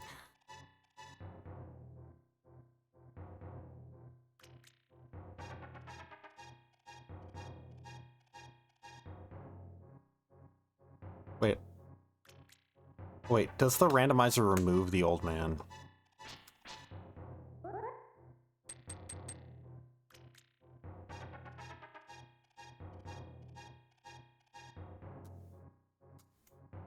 Where am I? I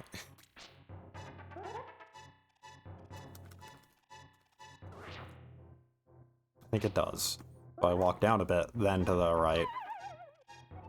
Walk down a bit more. Check this. Okay.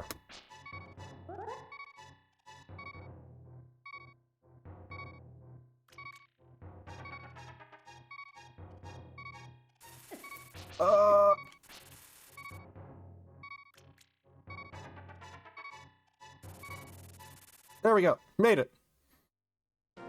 I'm about to die, aren't I?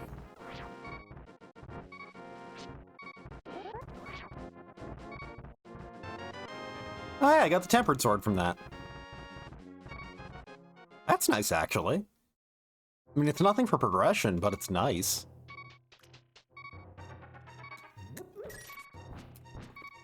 I like the sound it makes.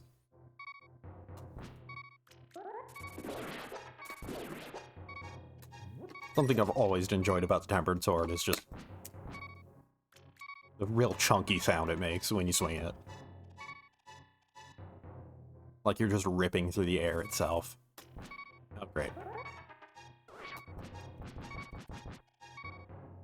Okay. Look at the... Okay, so this is the old man's cave.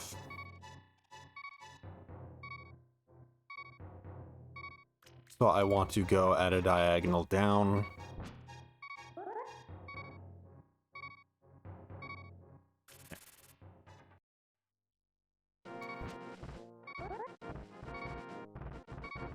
God. Fuck.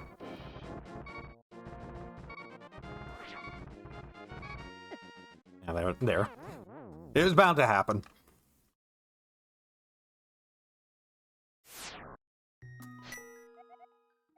At least I can start at the mountain cave now.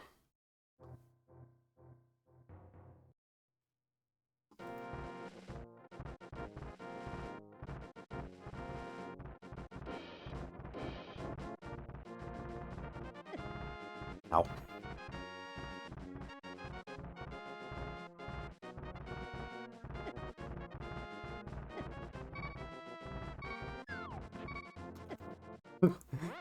I will make it there. You can't stop me, game. Well, actually, I shouldn't be heading to that portal yet, that warp yet. I should be heading to, Tower of Hera first.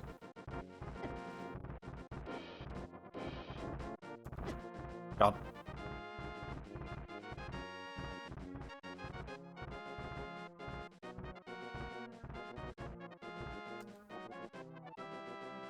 Cave away from sky cabbages. This is for the exit, but I don't think that the item above the exit was anything special. I think it might have been just a piece of heart. Just normal.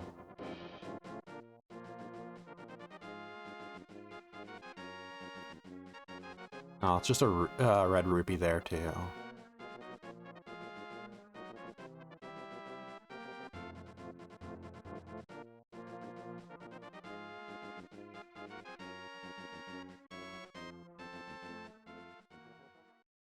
So inside Spectacle Rock. Just a piece of heart. And I don't have the mirror. So how do I return after going in here? Probably a question I should have thought about before going in, but...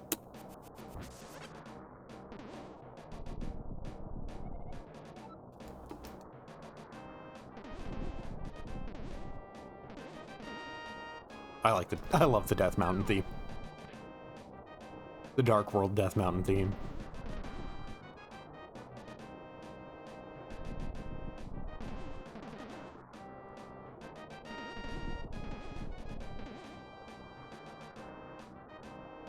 I also love how the lava speeds up as you walk up and down.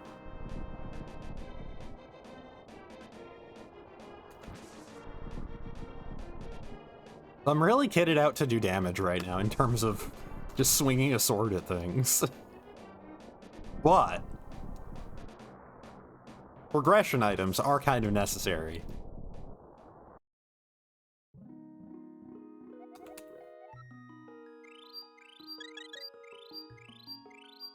I don't think I can... I don't think I'll survive to get the items that are in the, like, side areas here.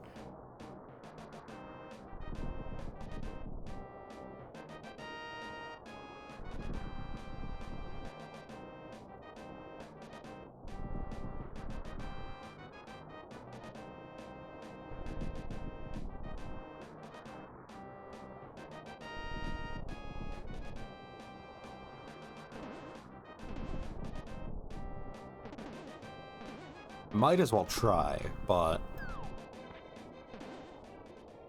like, this one requires it requires a hammer anyways. I was thinking it just required the invincibility in some form, but... oh.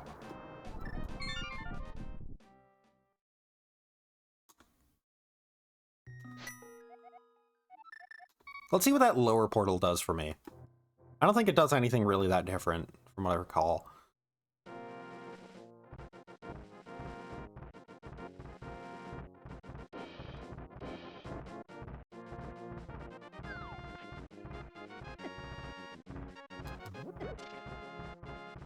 Out of the...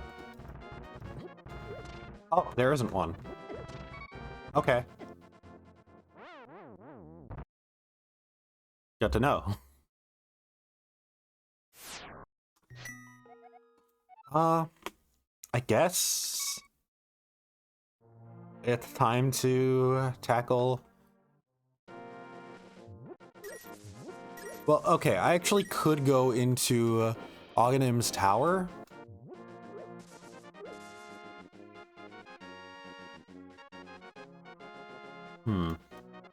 Ogdenim's tower does have some dark rooms, I think, but I have the maps up for that.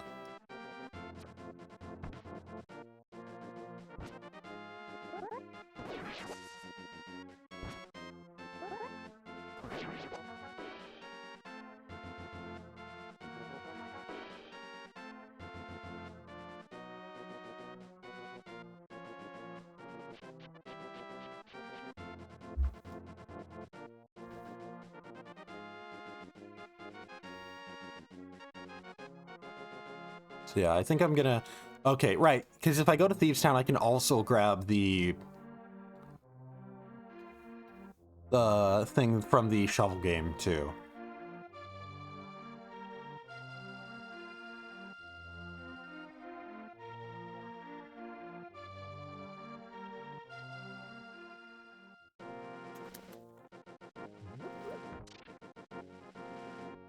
Wait, did I pick up what was in the place of the mushroom? I don't think I did. Or I might have seen it and just, like, seen that it was just rupees and just ignored it. Not really recognize that it was supposed to be what was in place of the mushroom.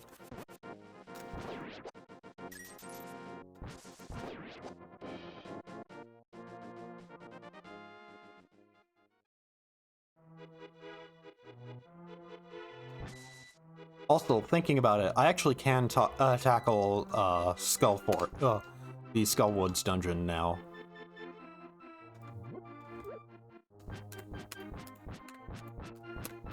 Come on, try me, asshole.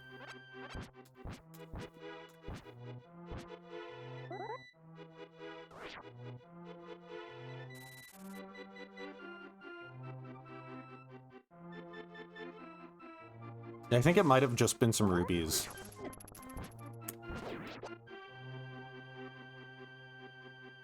Whatever it was, I grabbed it. I think.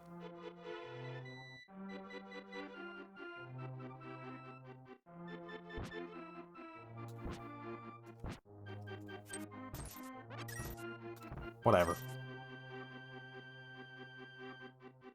I don't really care. I'm more just annoyed that it's happening.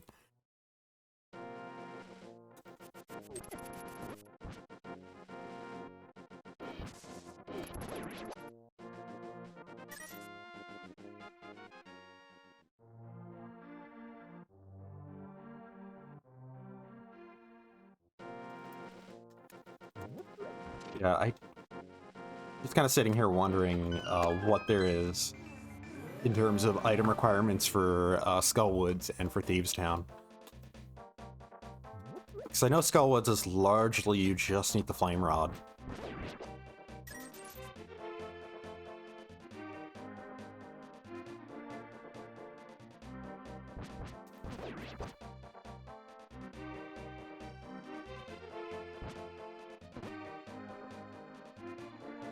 Alright, I should go get the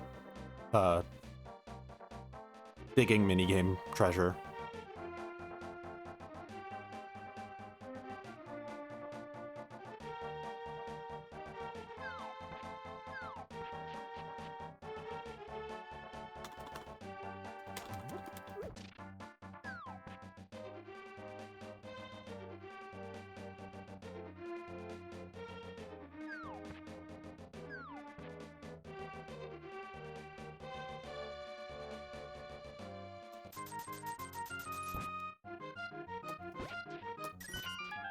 No, it's just a piece of heart.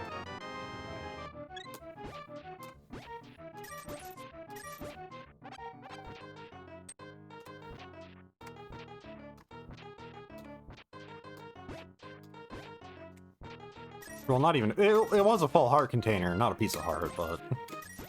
So it is technically better, but also I was hoping it'd be progression.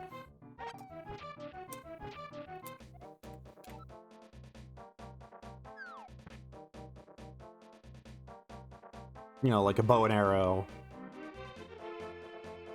boots, hammer. A lot of good things it could have been.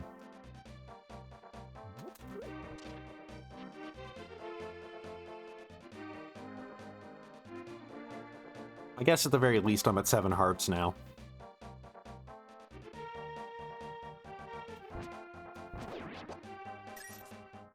Decently survivable. Well.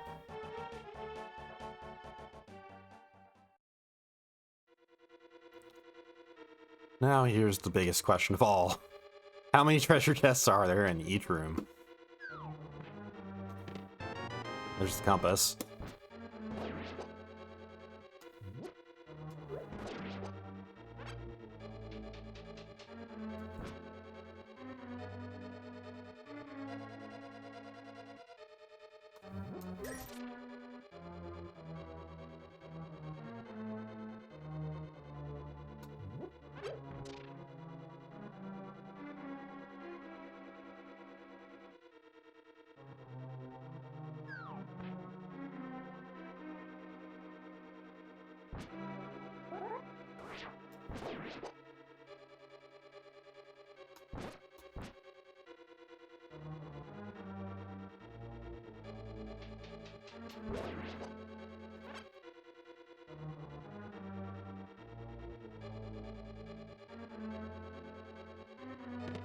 There's the map.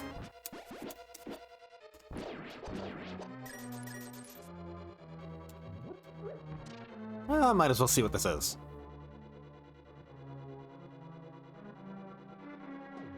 What it is, it's adorable.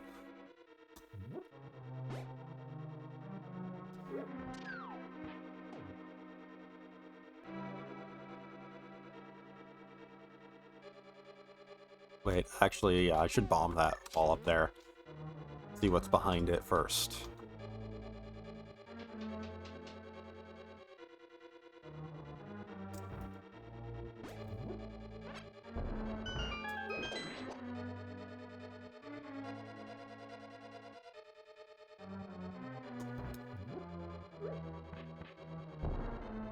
Yeah, that outright missed. And I'm out of bombs now.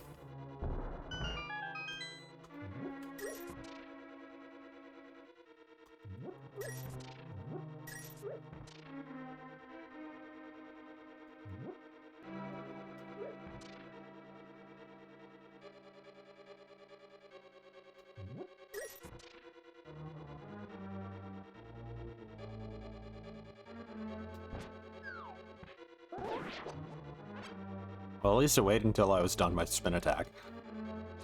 Awfully kind of it.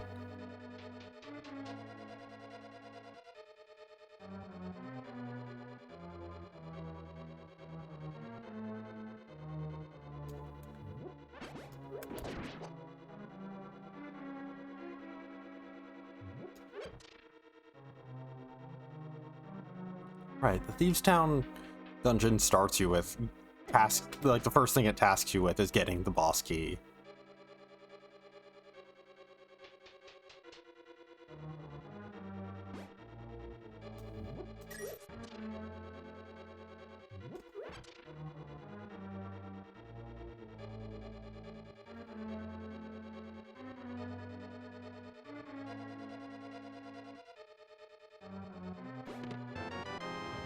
Well, I got the boss key.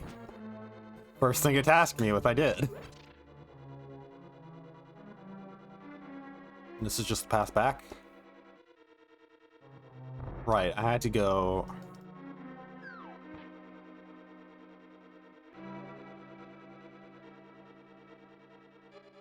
I had to go through the side.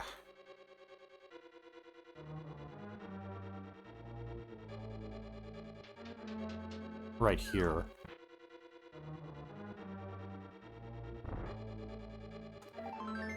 A piece of heart.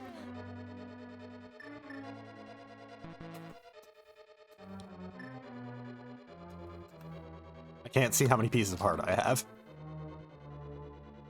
While I'm in a dungeon, at least. Oh. Oh no!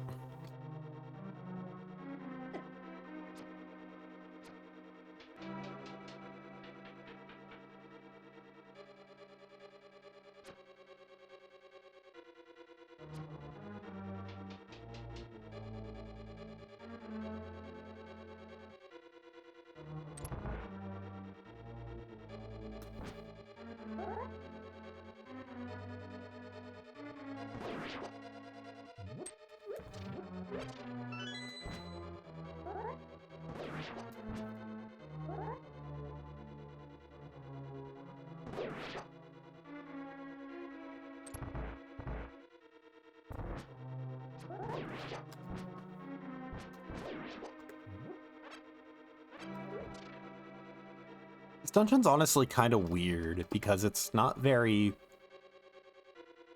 I don't recall it being very puzzle heavy. It's much more combat heavy. Like, I don't really... It doesn't require use of many progression items to get through from what I can recall. Like, the big one would be the gauntlets that you get from this dungeon itself. And thinking about it, there's also the bombs, but bombs aren't really like a gated progression item in terms of like needing, like having a random chance of getting.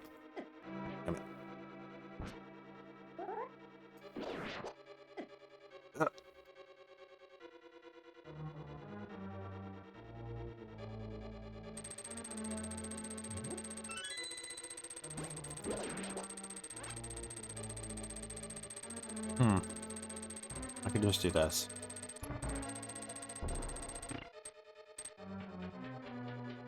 But wait.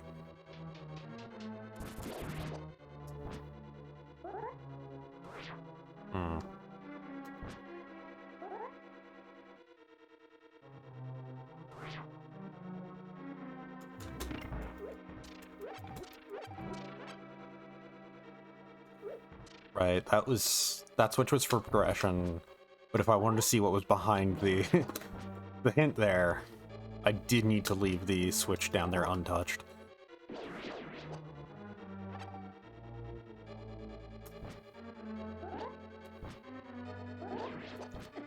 Damn it. That was a lot of damage.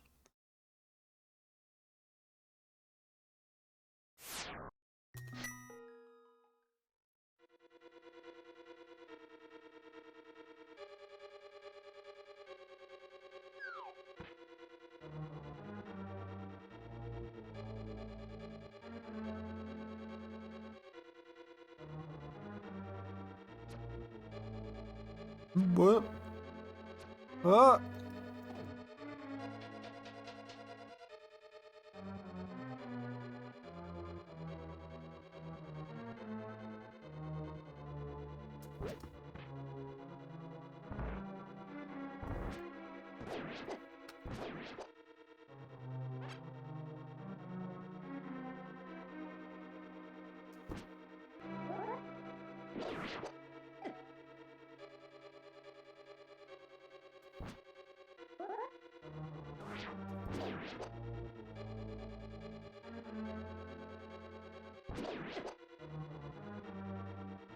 God, everything does so much damage here.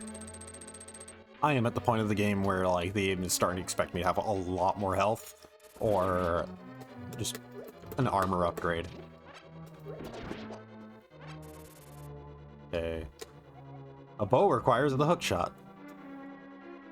Well, that's kind of helpful, actually. But at the same time, it's also in that realm of like, oh no. Well, at least I know that there's... I need to get the hook shot first before I can get the bow.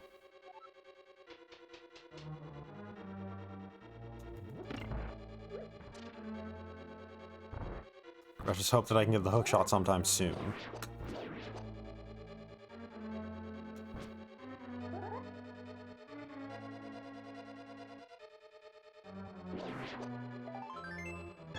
Hey, I got another heart container.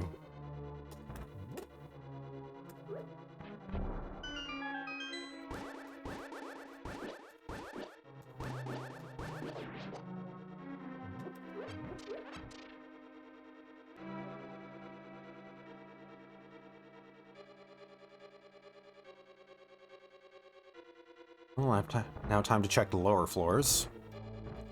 Can I just shortcut my way there? No, I can't.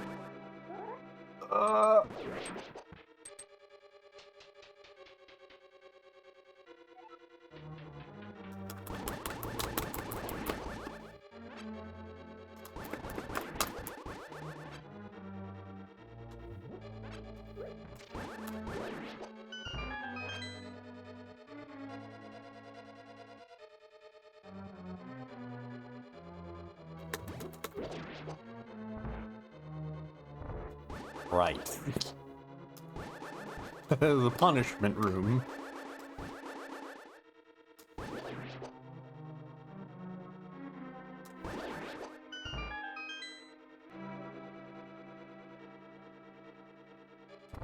And I should check the map to see if... Yeah, nothing really connected to that. Take note of. Ah! Oh!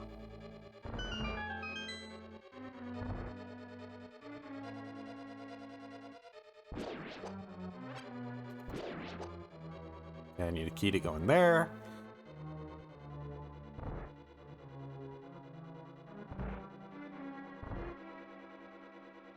And yeah, it's just a boss key for all of these. Hey, I got the hook shot.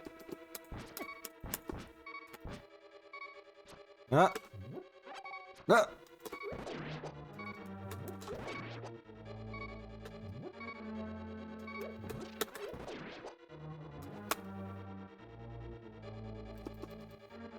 I should be able to handle blind. I have the level 3 sword.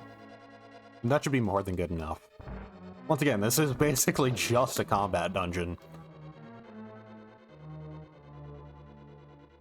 Huh. That requires a key. Where would I get that key?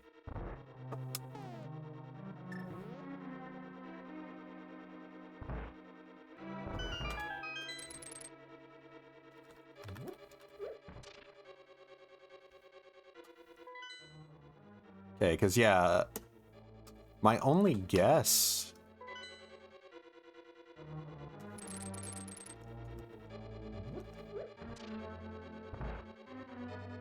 would be, like, maybe I can bomb one of the walls in this room?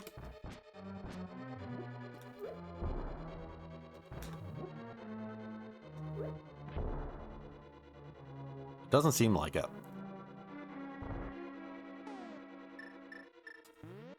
Just like maybe it's a like you need a, oh, it looks like you need a key because it's like a trick and you actually need to go in from another direction.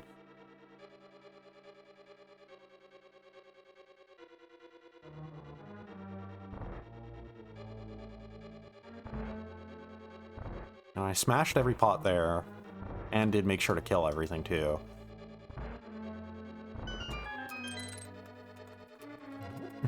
The hookshot is now my fastest mode of travel.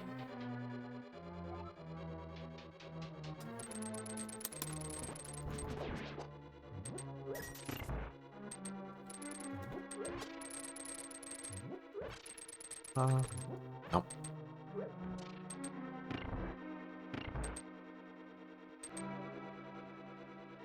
Oh, that's not what I wanted to do.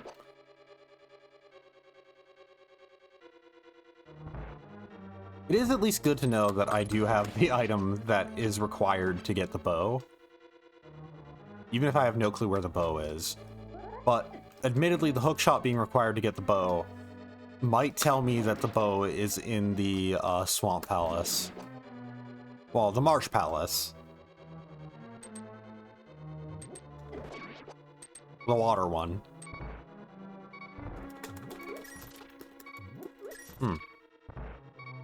Yeah, I don't know where that key is. I just have a room unexplored here, huh?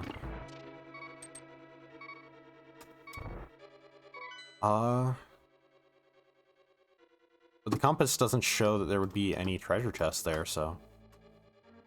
Or did the compass even point out treasure chests in this? Whatever.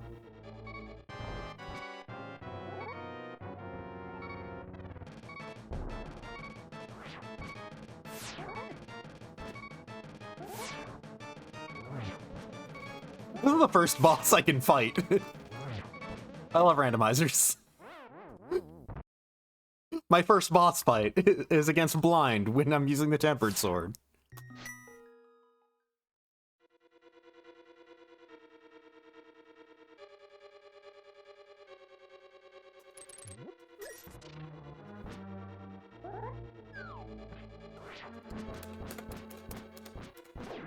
There we go. Knew I'd get him eventually.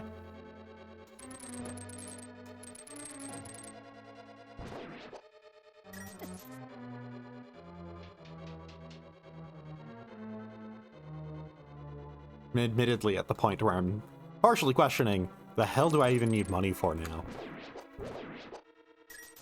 I have so much of it, but what would I even need it for?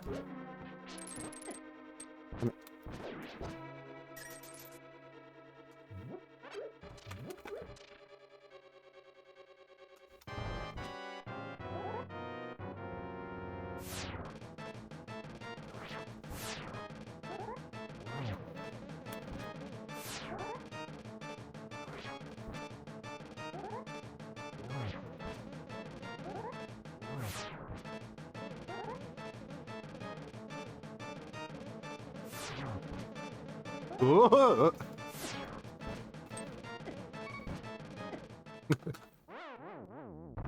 God. Blind it is an annoying as hell boss.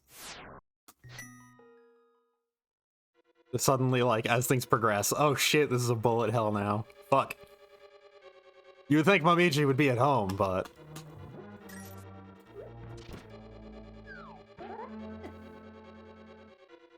The bigger issue here is just needing to get close to something to hit it. That's the weird part for her.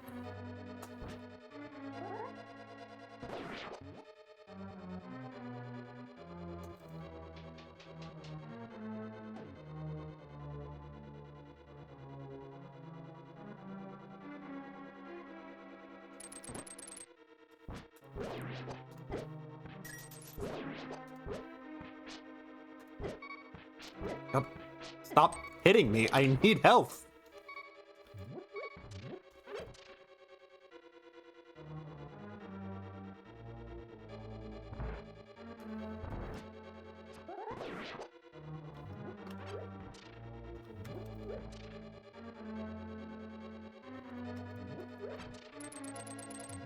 I don't need bombs. Please heal me, game.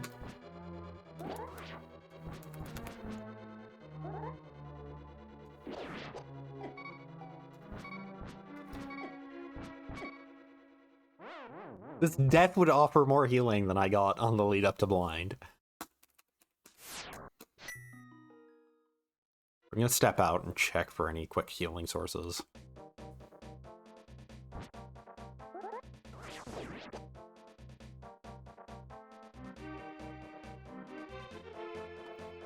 Well, actually, if I'm only three hearts off of full health, I should be fine.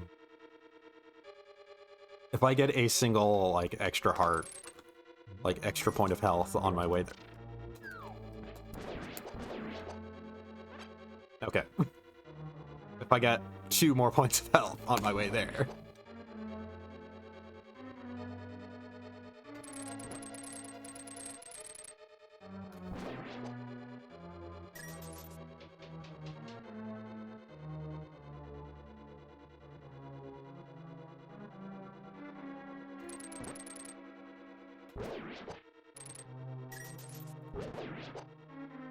There we go. I'm back to start. I'm back to what I revived with. Okay. This is fine.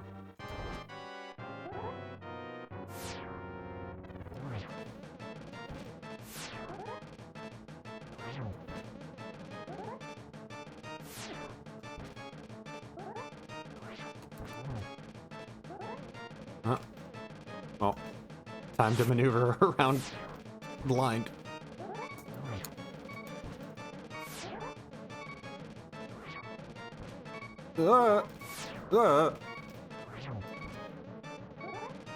Shit.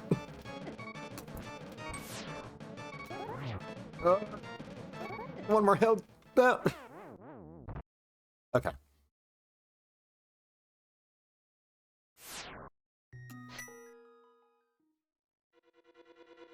So it's 2 spin attacks, one slash to kill.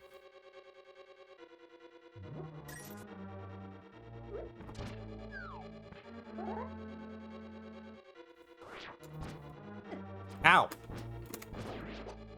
Asshole. Kill me. You guys do 2 hearts of damage.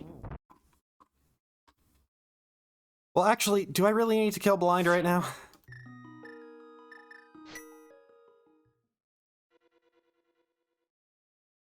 I'm gonna go use my newfound hookshot.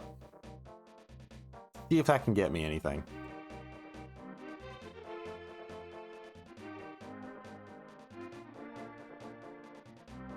My newfound best friend for life, the hookshot.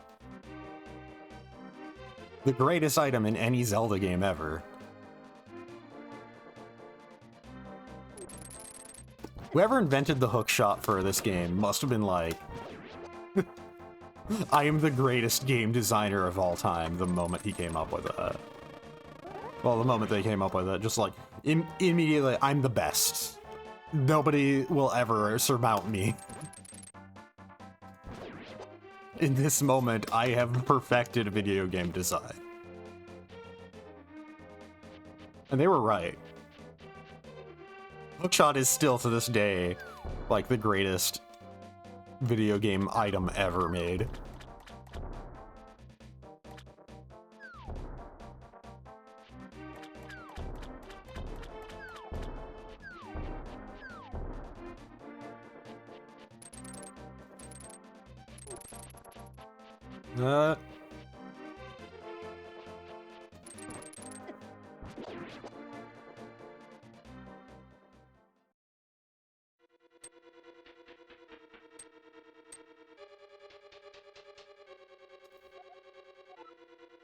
Did you try checking vanilla?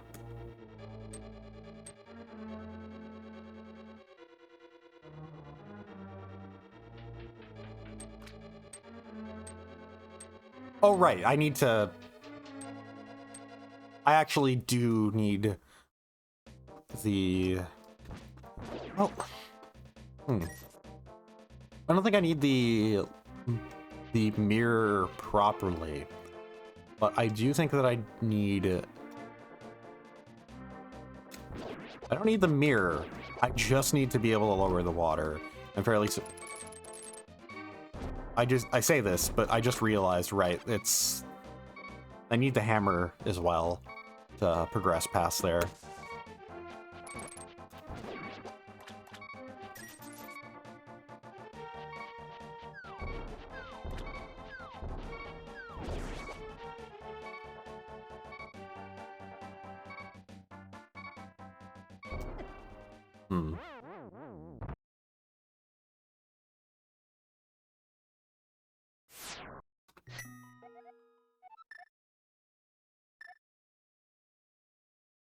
So with the hookshot, though,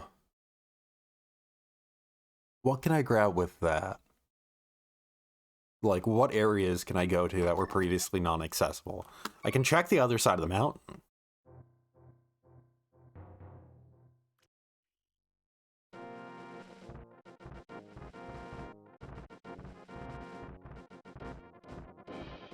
Whoop. Not that way.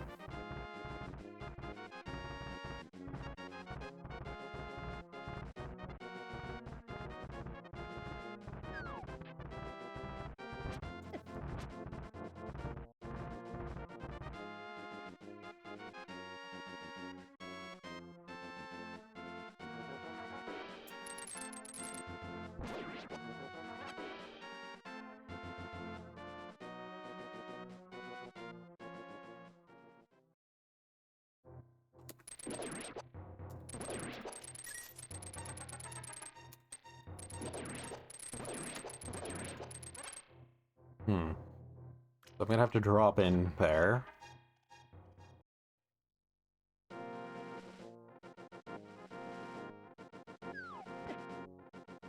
Probably should have seen that was gonna happen.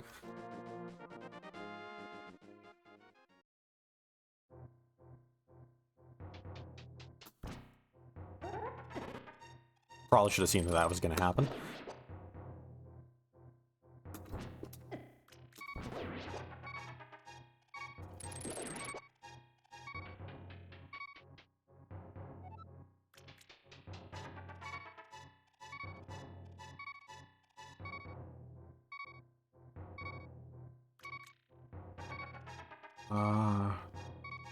Which of these leads to the chest?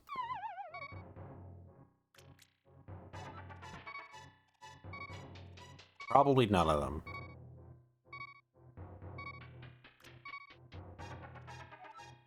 That would be technically taking me to a different dungeon, I think. Yeah, these aren't connected with the room to the west.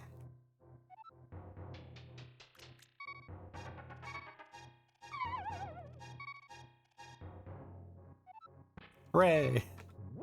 Healing.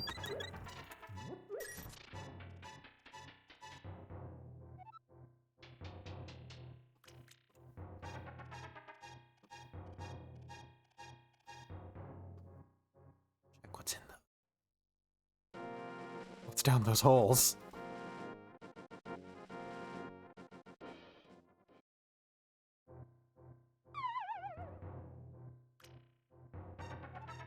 Okay.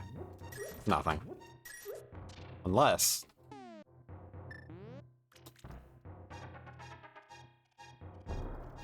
Okay, yeah.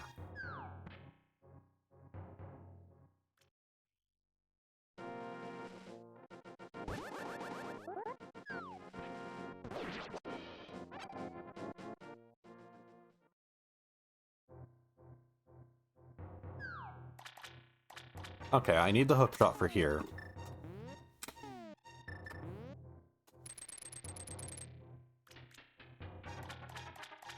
This is just fairies.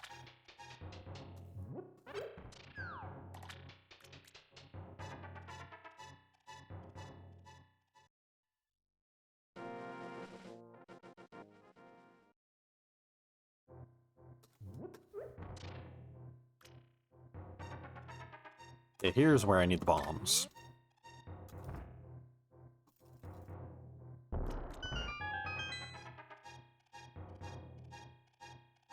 I have money to spare.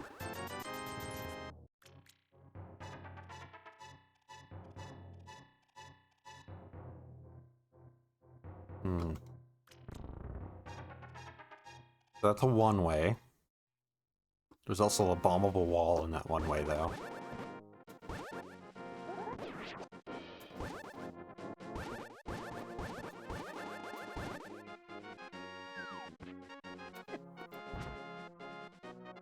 Oh.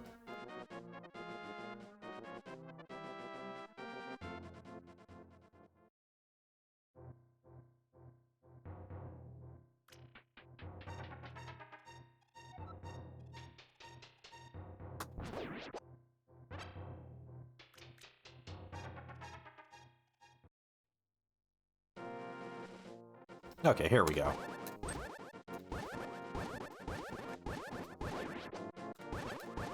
Alright, I need the hammer for that.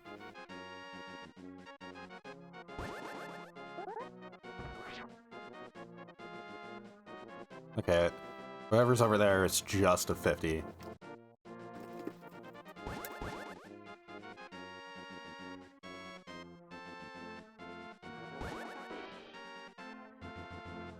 And I need a hammer to activate that.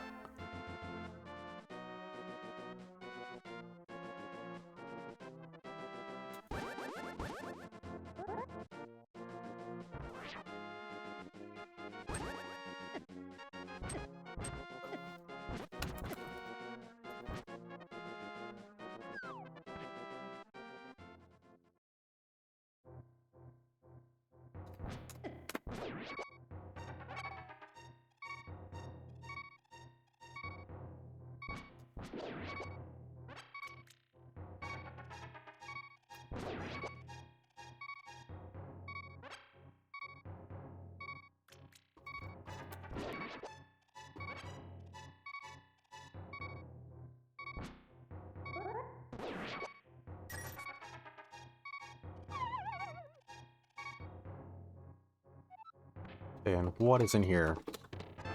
Hey, the hammer! Oh, that solves one thing. That solves a lot, actually. There's a ton of progression that just opened up to me.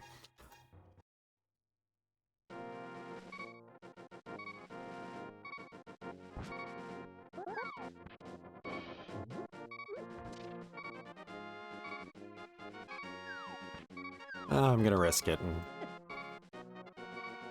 head up here instead of going for the couple of fairies. What's over here, actually? Okay, this was how I get here, then.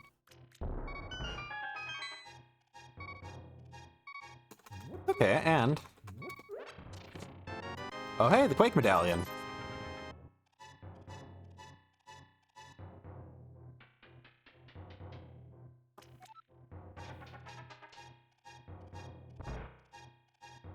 Ooh, a lot of stuff here.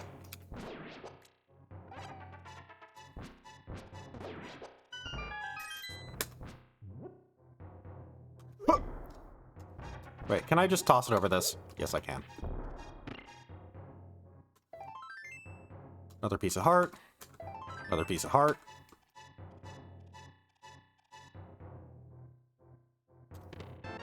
Hey, a bottle. Heart container. And the ether medallion. So...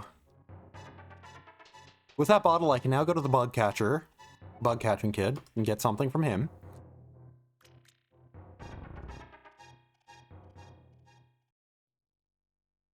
I know that the Quake Medallion is required for progression to get into the Swamp Palace.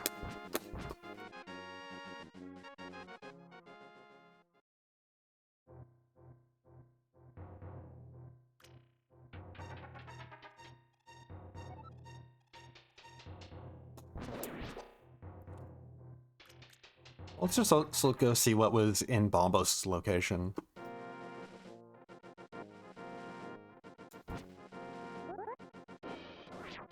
Theoretically, can also go into Turtle Rock now. But there's the question of if I even want to try that, because that sounds painful.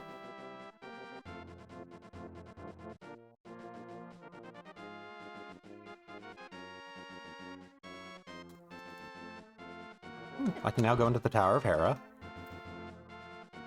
There really shouldn't be anything in the Tower of Hera blocking me from beating it. This probably is going to be a bottle. So remember there was the one comment about the book being required for a bottle. Well, that's not the most worthless thing it could have been, but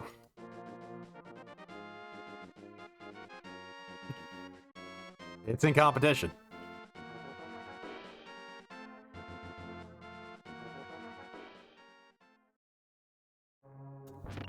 Okay, so let's do the Tower of Hera. Well, I just realized what the P and C means. It probably means that there's like a pendant or a crystal in this dungeon. It's either that this is a pendant / crystal dungeon, or that there is a pendant or crystal in the dungeon. Difference being that, like, it originally had one versus it has one.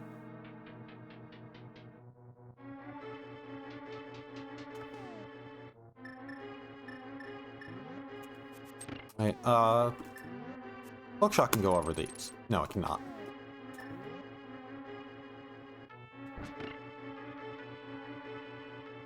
What do you gotta say? I already had that.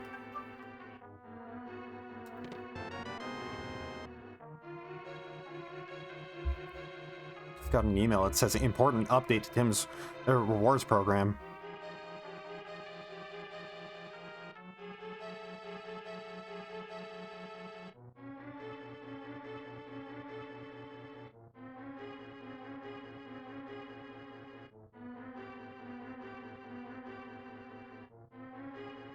You earn 10 points on every $1 you spend, then 10 points per purchase.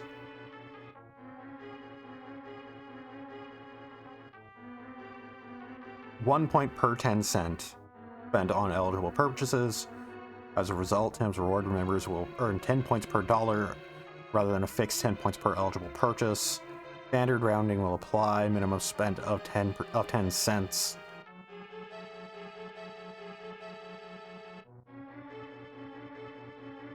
Yeah, I kind of thought so. The requisite number of points per things have changed.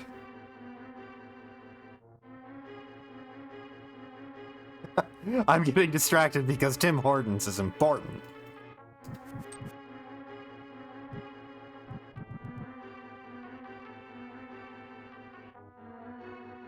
This is the most important email I could have ever have gotten.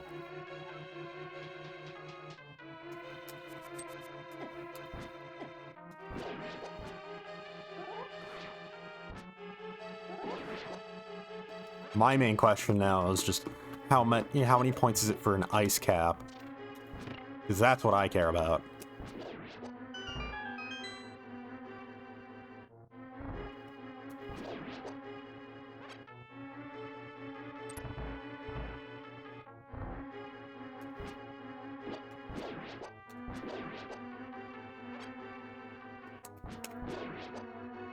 Because like currently, well, previously, currently, however soon the change is, it's 140 for an ice cap. Yeah, it's still listed as 140. I'll need to read more into this. This is, like I said, this is important.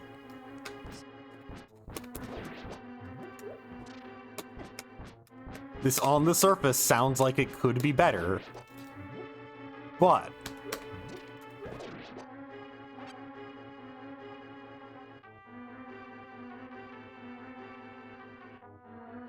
wait,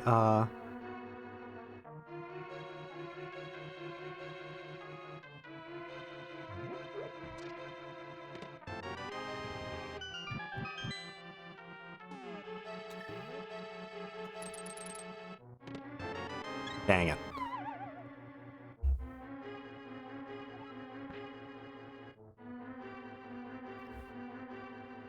Okay, so board level. Okay, it's 300 points for a donut, 400 points for a coffee, 600 points for a hot chocolate, 800 points for an ice cap.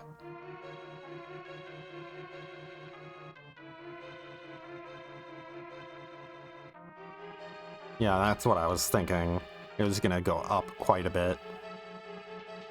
Which, the way it was previously... Okay, so let's do some math. It's 800 points for an ice cap. The way it was previously was...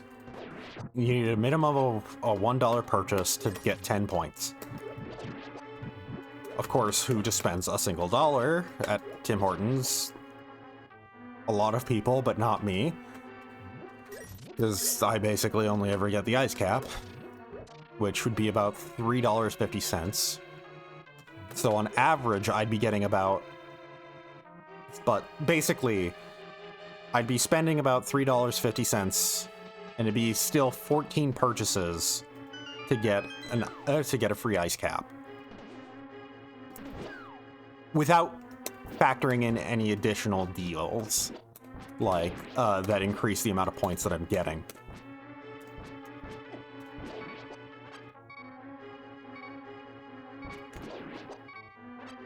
And then... So now 10 purchases is 300 points for me. 20 purchases would be 600, so that's still not enough.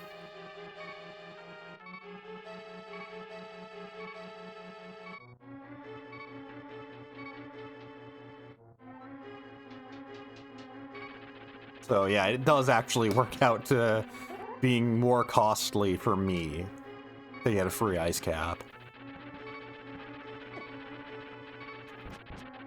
Come on.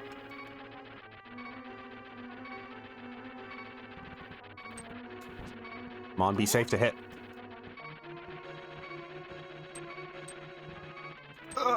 Damn it.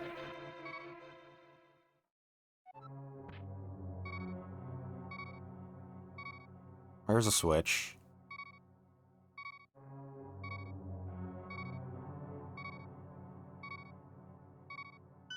Well, actually, is there even anything in the Tower of Hera outside of beating the boss that I can get? I'm just trying to think now.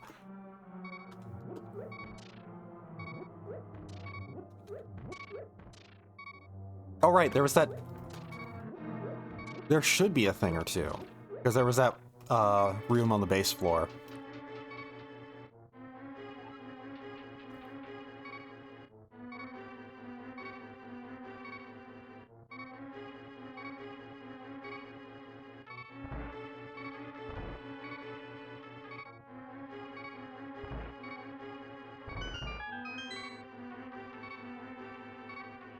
Yeah, I'm just thinking, so if it's 800 points to get, once again, this is important. If it's 800 points to get an ice cap, so before, if I did spend a minimum, but, so it's no longer based on purchases, it's based around money spent. So before, if I spent $3... Okay, I can go through pots. So before, if I spent $3.50 to get an ice cap, I would get 10 points, 14 purchases of $3.50.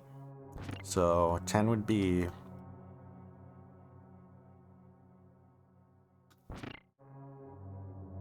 $30 plus will be $30, $35, and then $14 on top of that, so about $49. $49 spent for a free ice cap.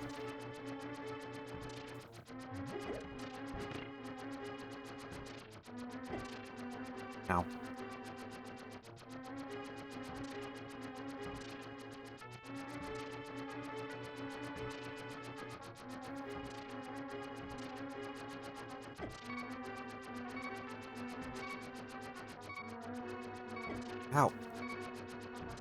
Ow. Please stop.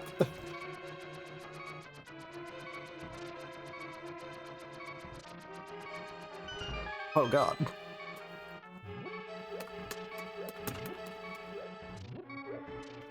So yeah, about $49 spent to get a free ice cap. This is at minimum of my usual purchase, though. Not counting me spending more and getting a donut, usually bringing it up to $5. But $49 spent to get a free ice cap. Well, now it's just flat out $80 spent to get a free ice cap.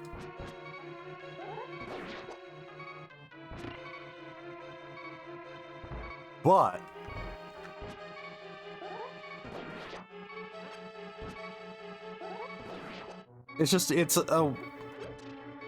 it benefits people who spend more at Tim Hortons in one go versus people who spend less in one go.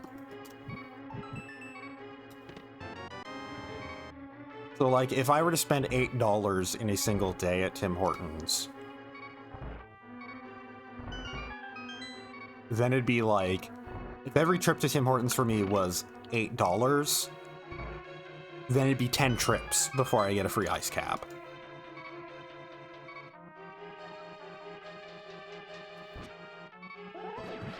And it would, if every trip to Tim Hortons is $8 for me, then it would actually equal out to being cheaper. I don't know what the actual bare minimum would have to be, though. Wait, did I get anything notable?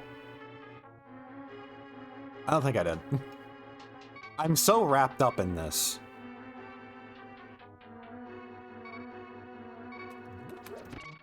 But yeah, if you spend an $8 minimum at Tim Hortons, then it does equal out to being cheaper in the long run.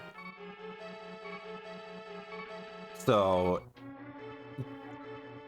I don't know what the cutoff point for that, just off the top of my head, would be. For how much you'd have to start spending for it to be a greater value than the old way. Though, of course, the old way, you could extremely game it and turn it into, I only spend $1 every time I go. I get the cheapest thing I can get. I get a single donut. I get reward points for that. And then that would be like $14 spent. Gets you a free ice cap.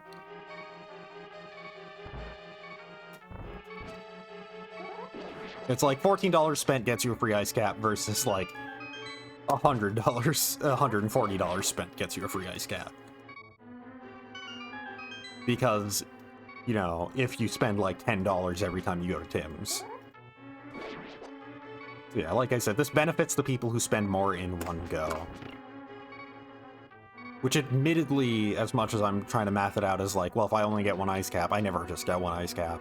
I always get an ice cap and a donut. Or, like, I get a sandwich or whatnot. So, it's iffy if it'll long-term work out to be better for me, personally. I don't doubt that there are people who do spend a decent chunk in one go and don't try and game it. That is actually the majority of people. Probably spend, like, upwards of $8 every time they go to Tim Hortons. I would guess that's probably the normal. The average spending price for an average Tim's trip. For the average person who goes to Tim's. In which case, yeah, this is beneficial. This is full on a benefit for anybody like that. But if you're trying to, like, if you're intentionally spending less each time, then it is not to your benefit.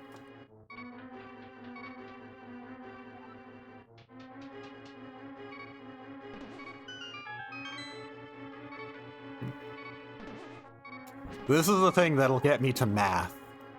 Thinking about Tim Hortons and how many times, like, how much I need to spend to get a free ice cap. How many times I need to go versus how much I'm spending. That is what'll get me to math. Drop everything. I need to figure this out right this second.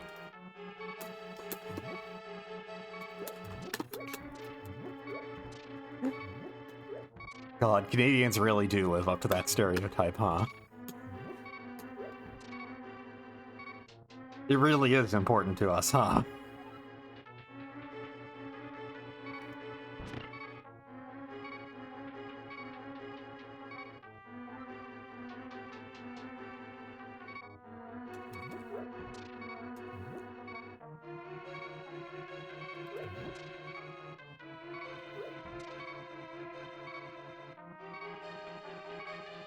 The only real, like, actual genuine upside to this is the fact that apparently till February, points are doubled.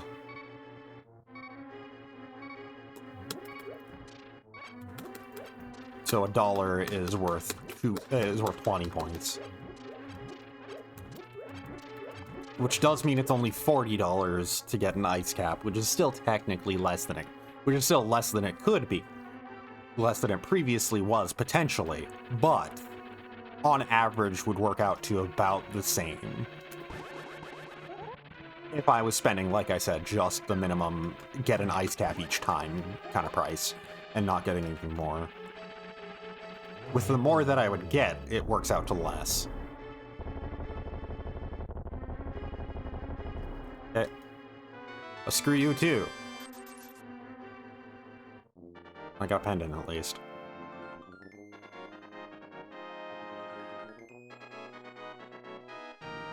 I have no purpose behind getting pendants aside from the Eastern Palace pendant, which is green. I need the Eastern Palace pendant to get something from Sahasrara.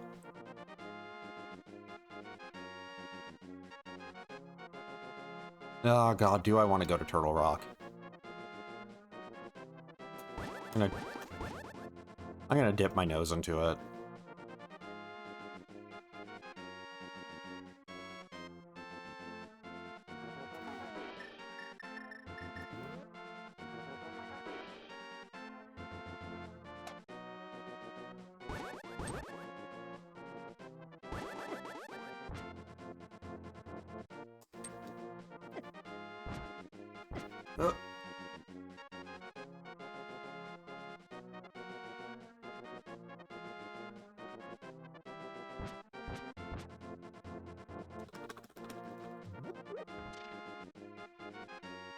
Okay, what was the order?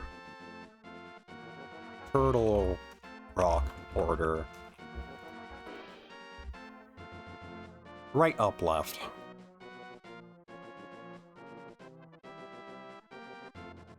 Right. Left.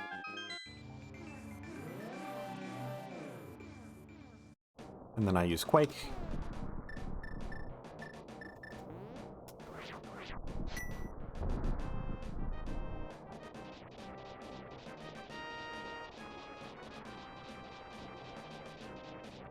Now, and I actually have the progression item I need for Turtle Rock, which is the cane. The red cane.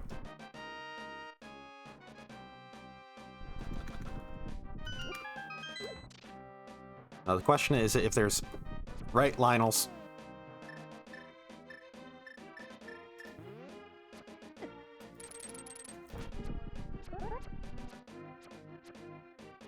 I'm gonna leave them.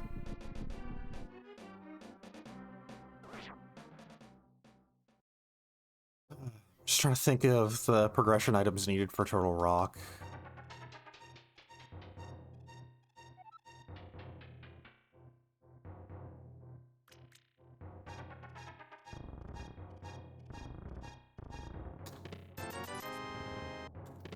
Oh, hey, I got the flute.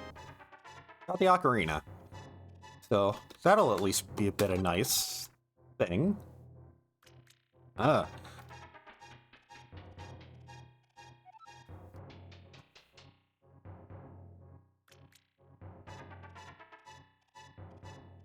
God, I need crystals, and this session, I've only beaten one boss and gotten a pendant.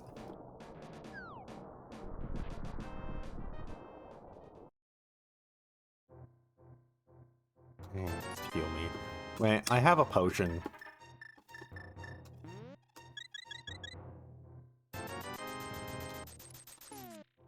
There.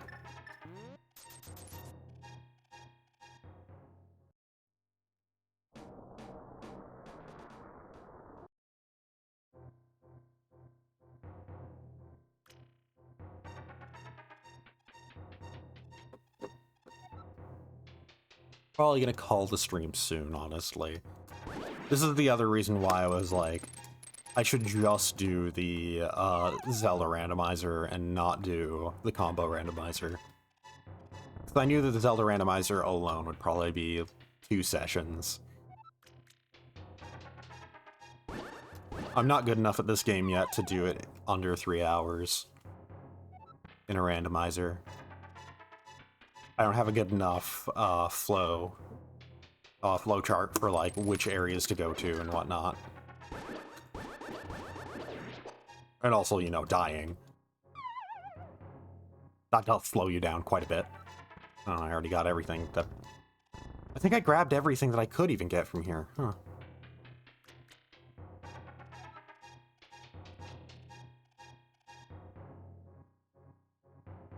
Well, I just picked the correct door to start with, didn't I?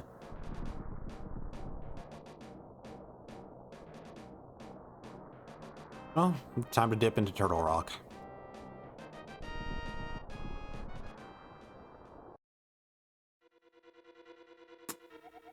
Something sharp is in the sewers.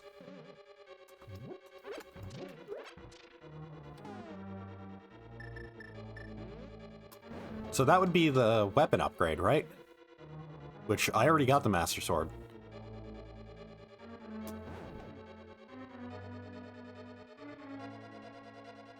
Well, actually, now that I think about it, there is the... Outside of Turtle Rock, there is the little, like, platforming bit like this that has a shitload of treasure chests.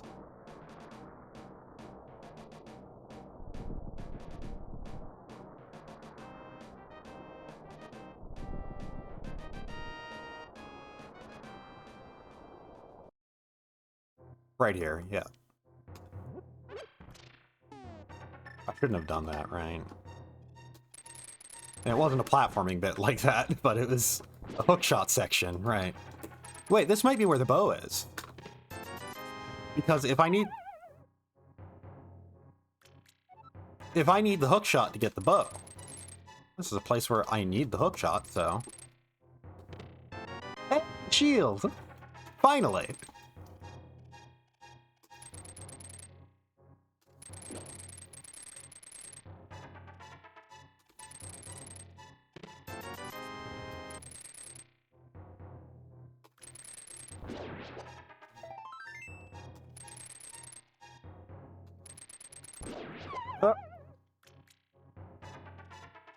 I think that's every chest from here. Doing this blind is always the weirdest thing. I don't need to, I have ether, but...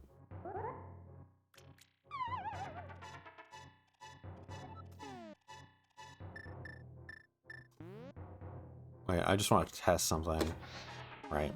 For some reason, I had it in my head that I could just simply shoot a ball of fire and see where to go. Like, it would light up the path beneath it as it travels.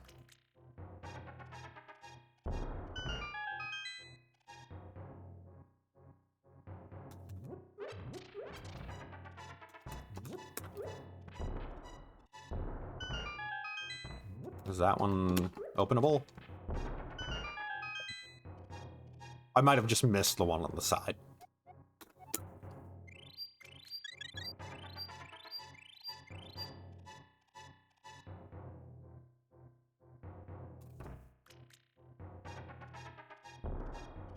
Okay, yeah, that one's not openable.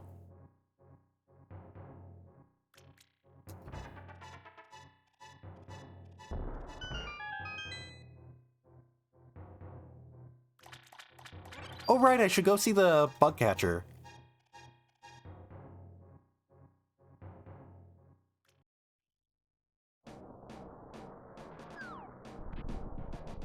That was a weird bit of perspective there if you think about it for a second. Just like, oh yeah, I'm pretty close to that, and then you hop off and oh.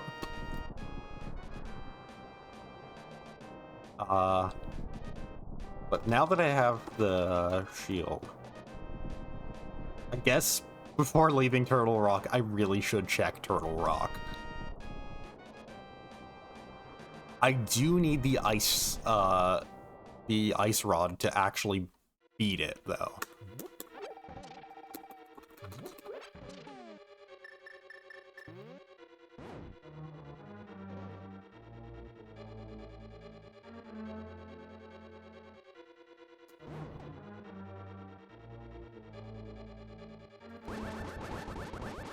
Okay, so the skeletons that attack with their skulls at you sort of... Well, that really isn't the same thing at all, actually.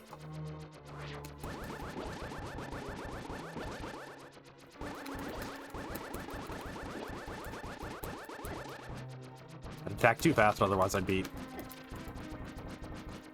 preventing my attack active frames from coming out. Well, actually... No, it's... If I attack extremely fast...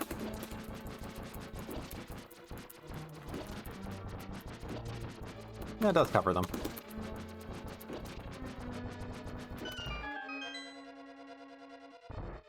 Hooray.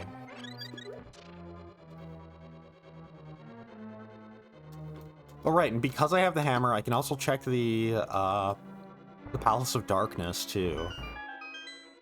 I can clear the way to it and do everything in it. It's just entirely right now, like, I'm here, so I probably should. But I don't wanna.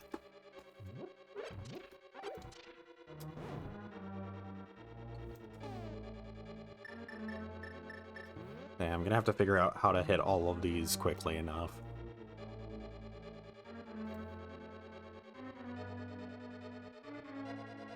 Probably gonna be best if I was in between them.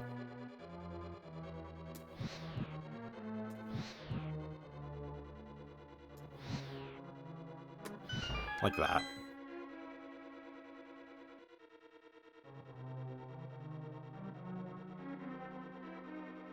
Right, it wasn't actually that hard. Ah!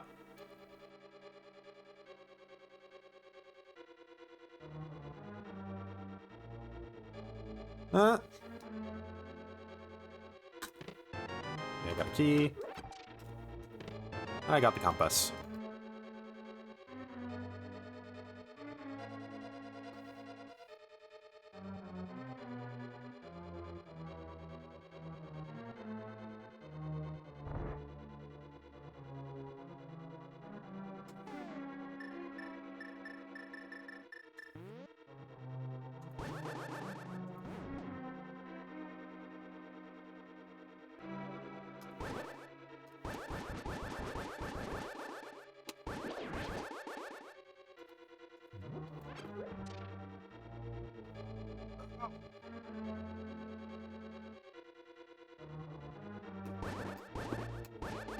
I want to check out what's down here. No!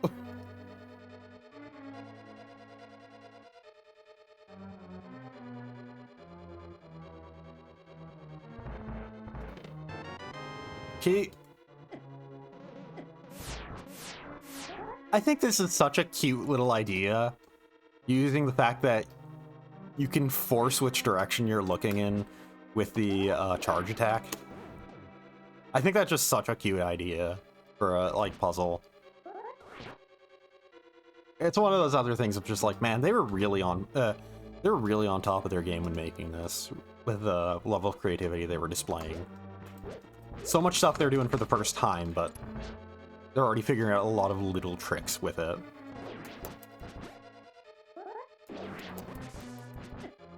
Oh, Jesus. Right. Everything does a lot of damage here because you're at the second to last dungeon in the game. I want to progress.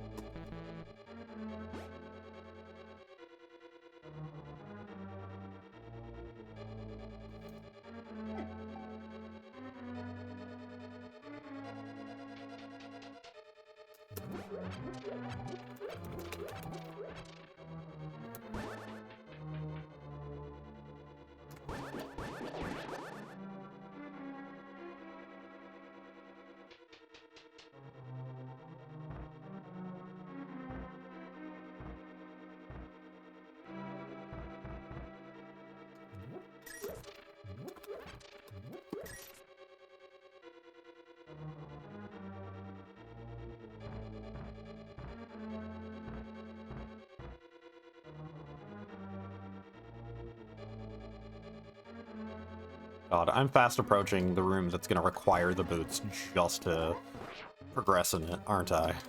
Well, not to progress, but to not die.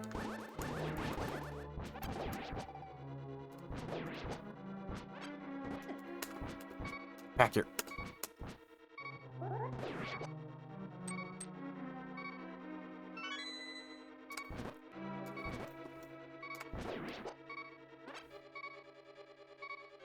Oh, motherfucker!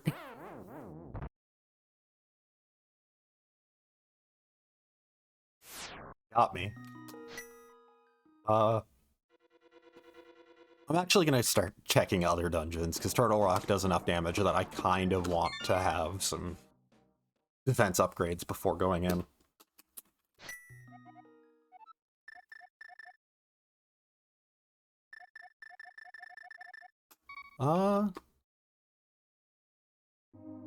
Just now thinking. So I still need the Pegasus boots, right? To get to that one grave that's blocked off by the stone that needs the heavy myth, well, the Titan's myth.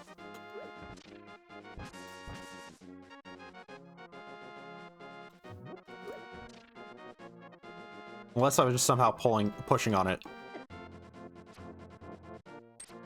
Stop that. Stop that.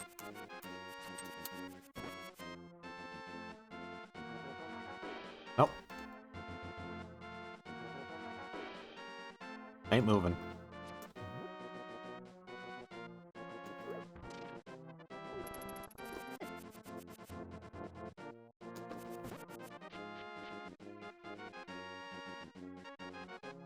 Right, I want to go check out... I want to go to the kid with the bug catching net, normally.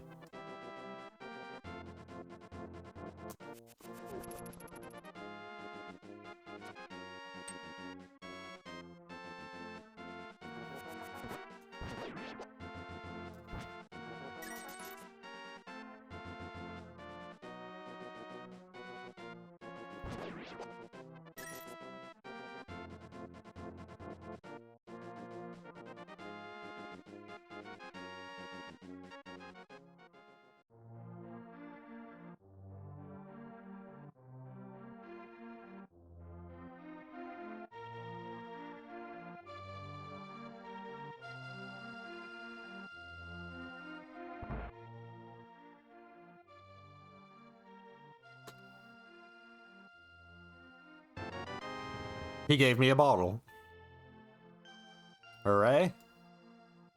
I mean, I have 2 bottles now. That's actually really good for my survivability, but...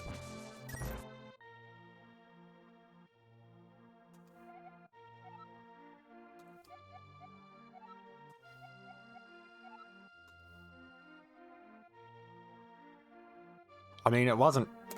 I would disagree on it being trash, actually. It was really good. It was the Titan's mitts. Let's see what half magic is for me.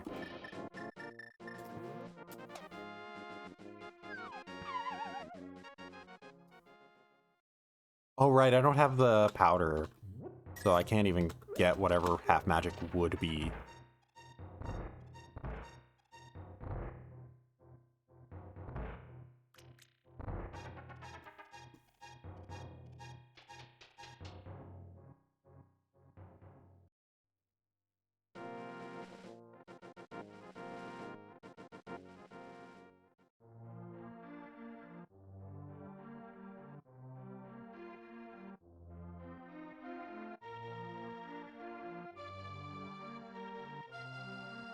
Thrown into a daze by getting a bottle from that kid.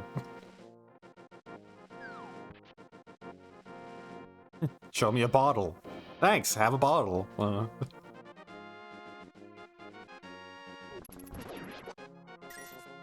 I still don't have the boots. I'm still slow.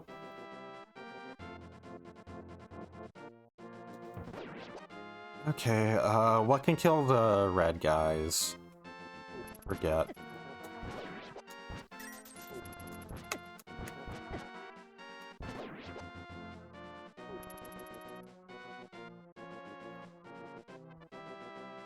I can go into the the marsh?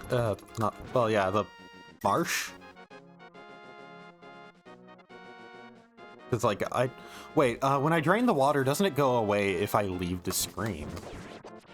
So I think I might actually need the mirror, because you would mirror in from the dark world, drain the water, mirror back to the dark world. Well, take the portal you created from the dark world back.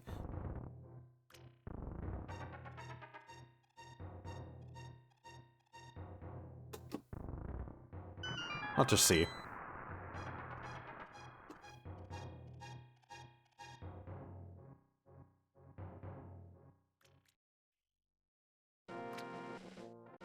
If not, I can just walk all the way, you know.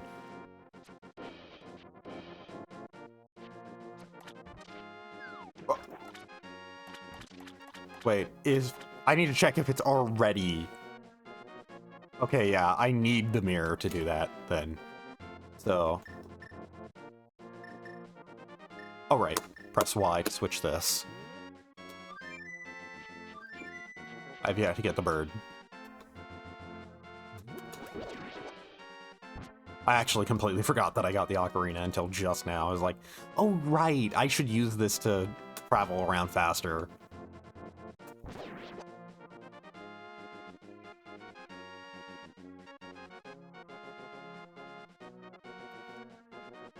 Pretty much gonna end this session having found every progression item I need, and just not having done anything. Like, not actually gotten any crystals or anything like that. Next session, though.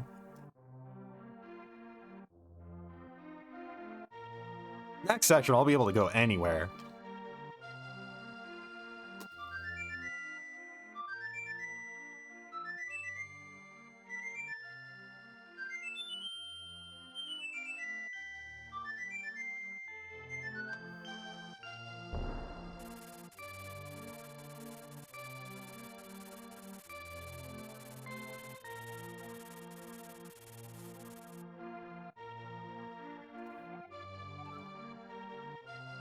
Okay, so let's just think. If I want to test out what can beat the big red eyes...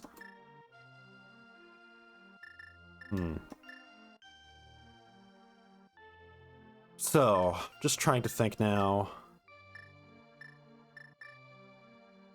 If I want to test out what it can beat the big red eyes, I can go here. I can go into the swamp cave, like, right now, if I wanted to. I'm gonna test out because I might just be able to use the hammer, I might be able to use one of my medallions.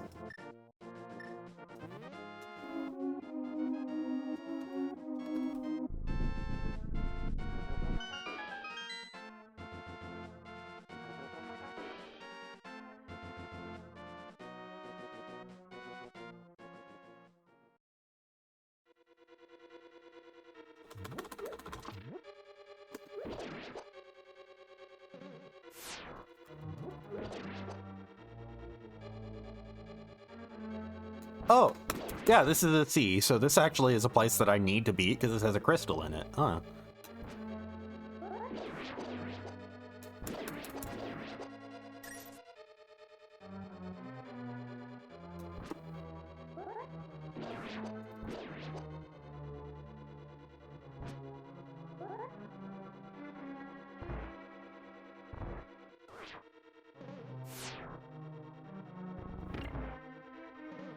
Might as well just get my heal.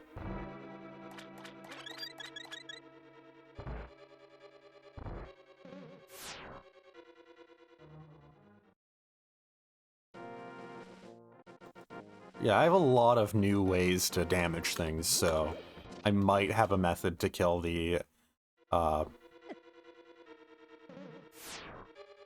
big red eye things.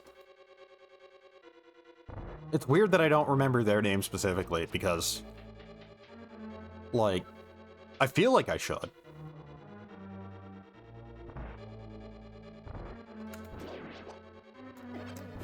They might just be Cyclops. Cyclops is Cyclopes.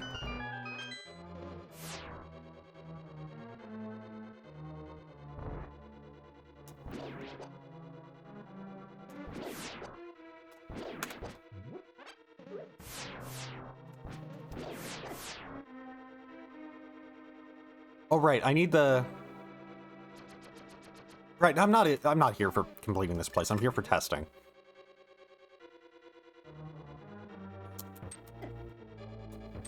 Okay, hammer, no.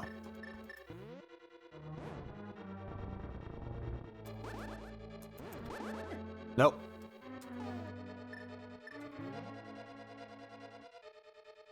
Hook shot, nope.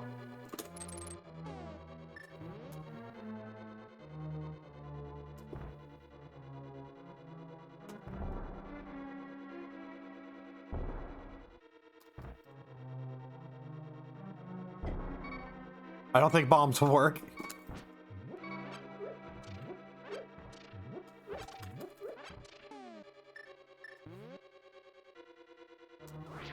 Try ether.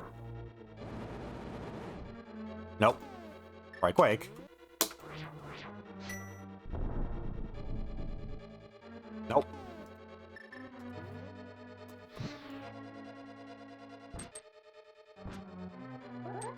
And yeah, having just a sufficiently upgraded sword isn't enough. Yeah, that's everything.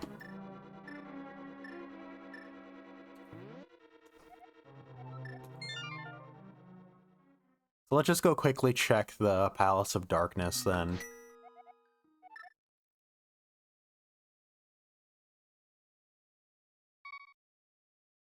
Well, actually, let's go kill Blind.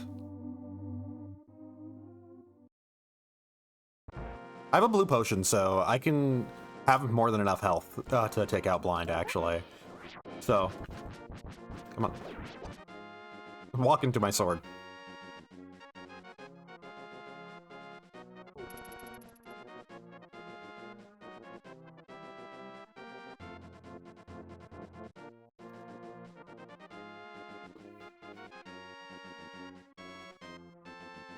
Is the fortune teller helping this? You got anything to say? I must know.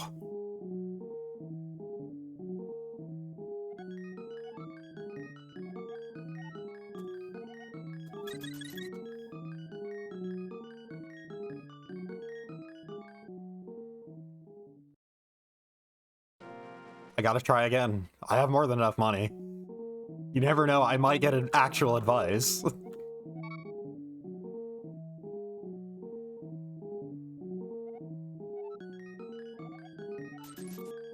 Okay. I think I'm gonna.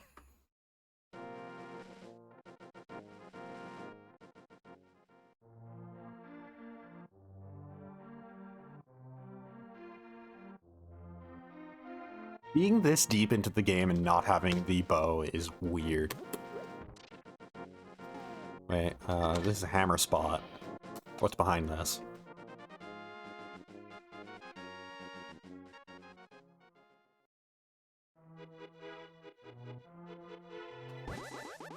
Nothing. It was just an alternative way of getting to. Right. This, you get the hammer, you'd come back here, or you'd open up this. You wouldn't normally have the Titan mitts first.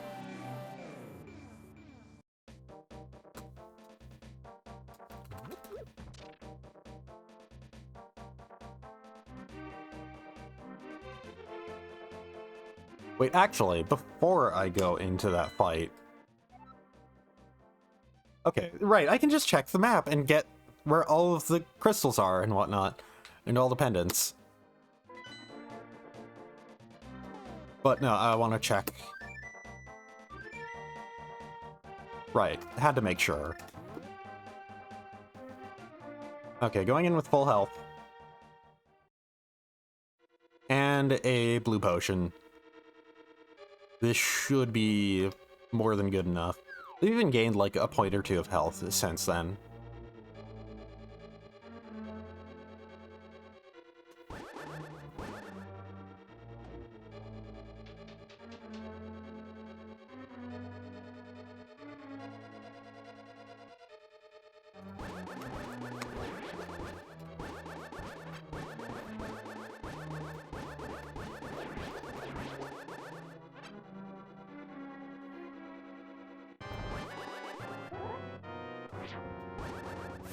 Ow.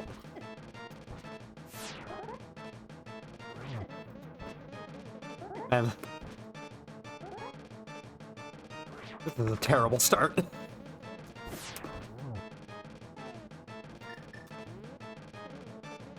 So as soon as I get hit...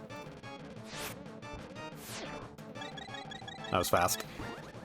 I didn't even have time to finish my thought.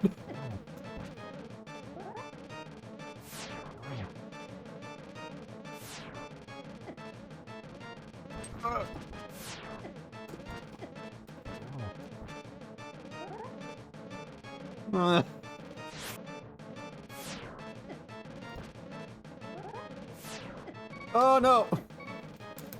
No! Well, I thought.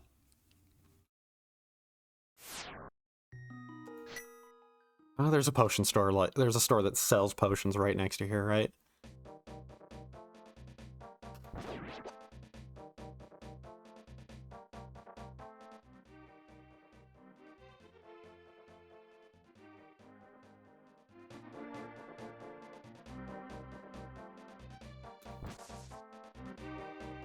I still can't run.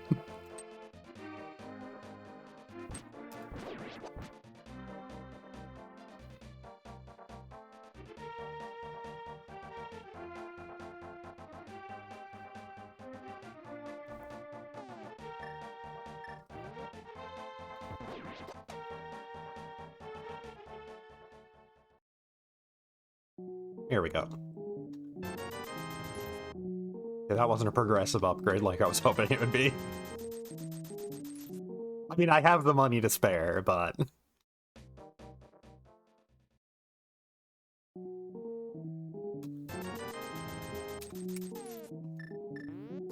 Might as well use one to top myself off right now, and then grab another. Okay, 2 red potions and going in at full health. You know what? Hip. Thank you, kind sir. You provided me with more than enough potions.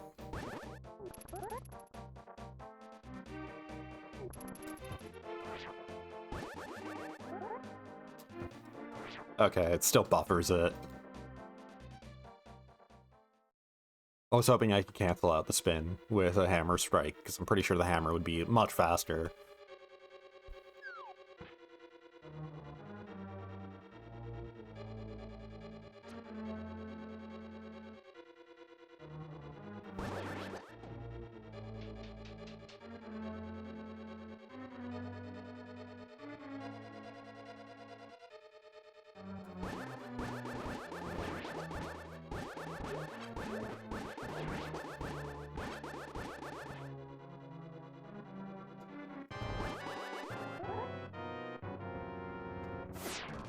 Oh, alarm!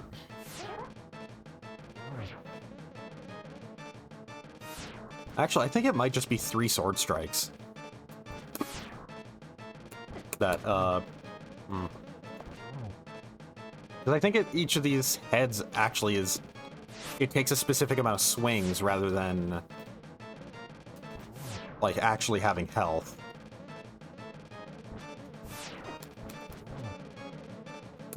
Yeah, it's just 3 swings. I don't know if the strength of the sword affects it, though.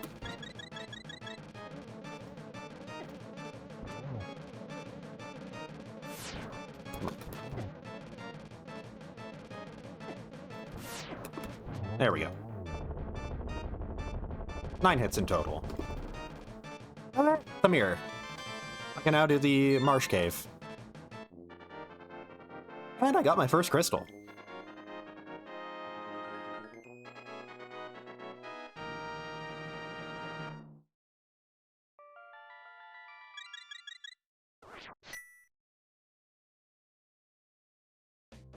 And with that, and to coincide with the alarm having gone off, that alarm was just letting me know, hey, it's my cat's snack time. Well, right, there isn't anything there. So I was holding out hope that there'd be like a little thing I could hop into there.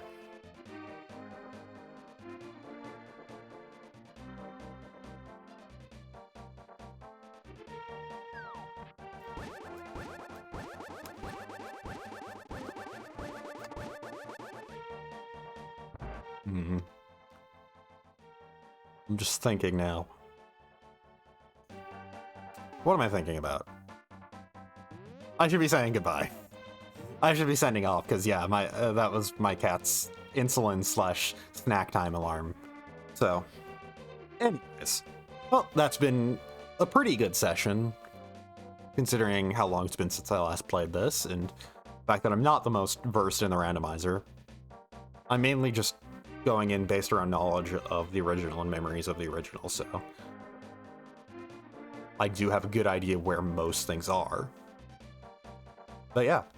So anyways, with that, thanks to everybody who joined me in, and next time, definitely be finishing up the randomizer. And yeah. So, well, thanks to everybody who joined in, and catch y'all next time.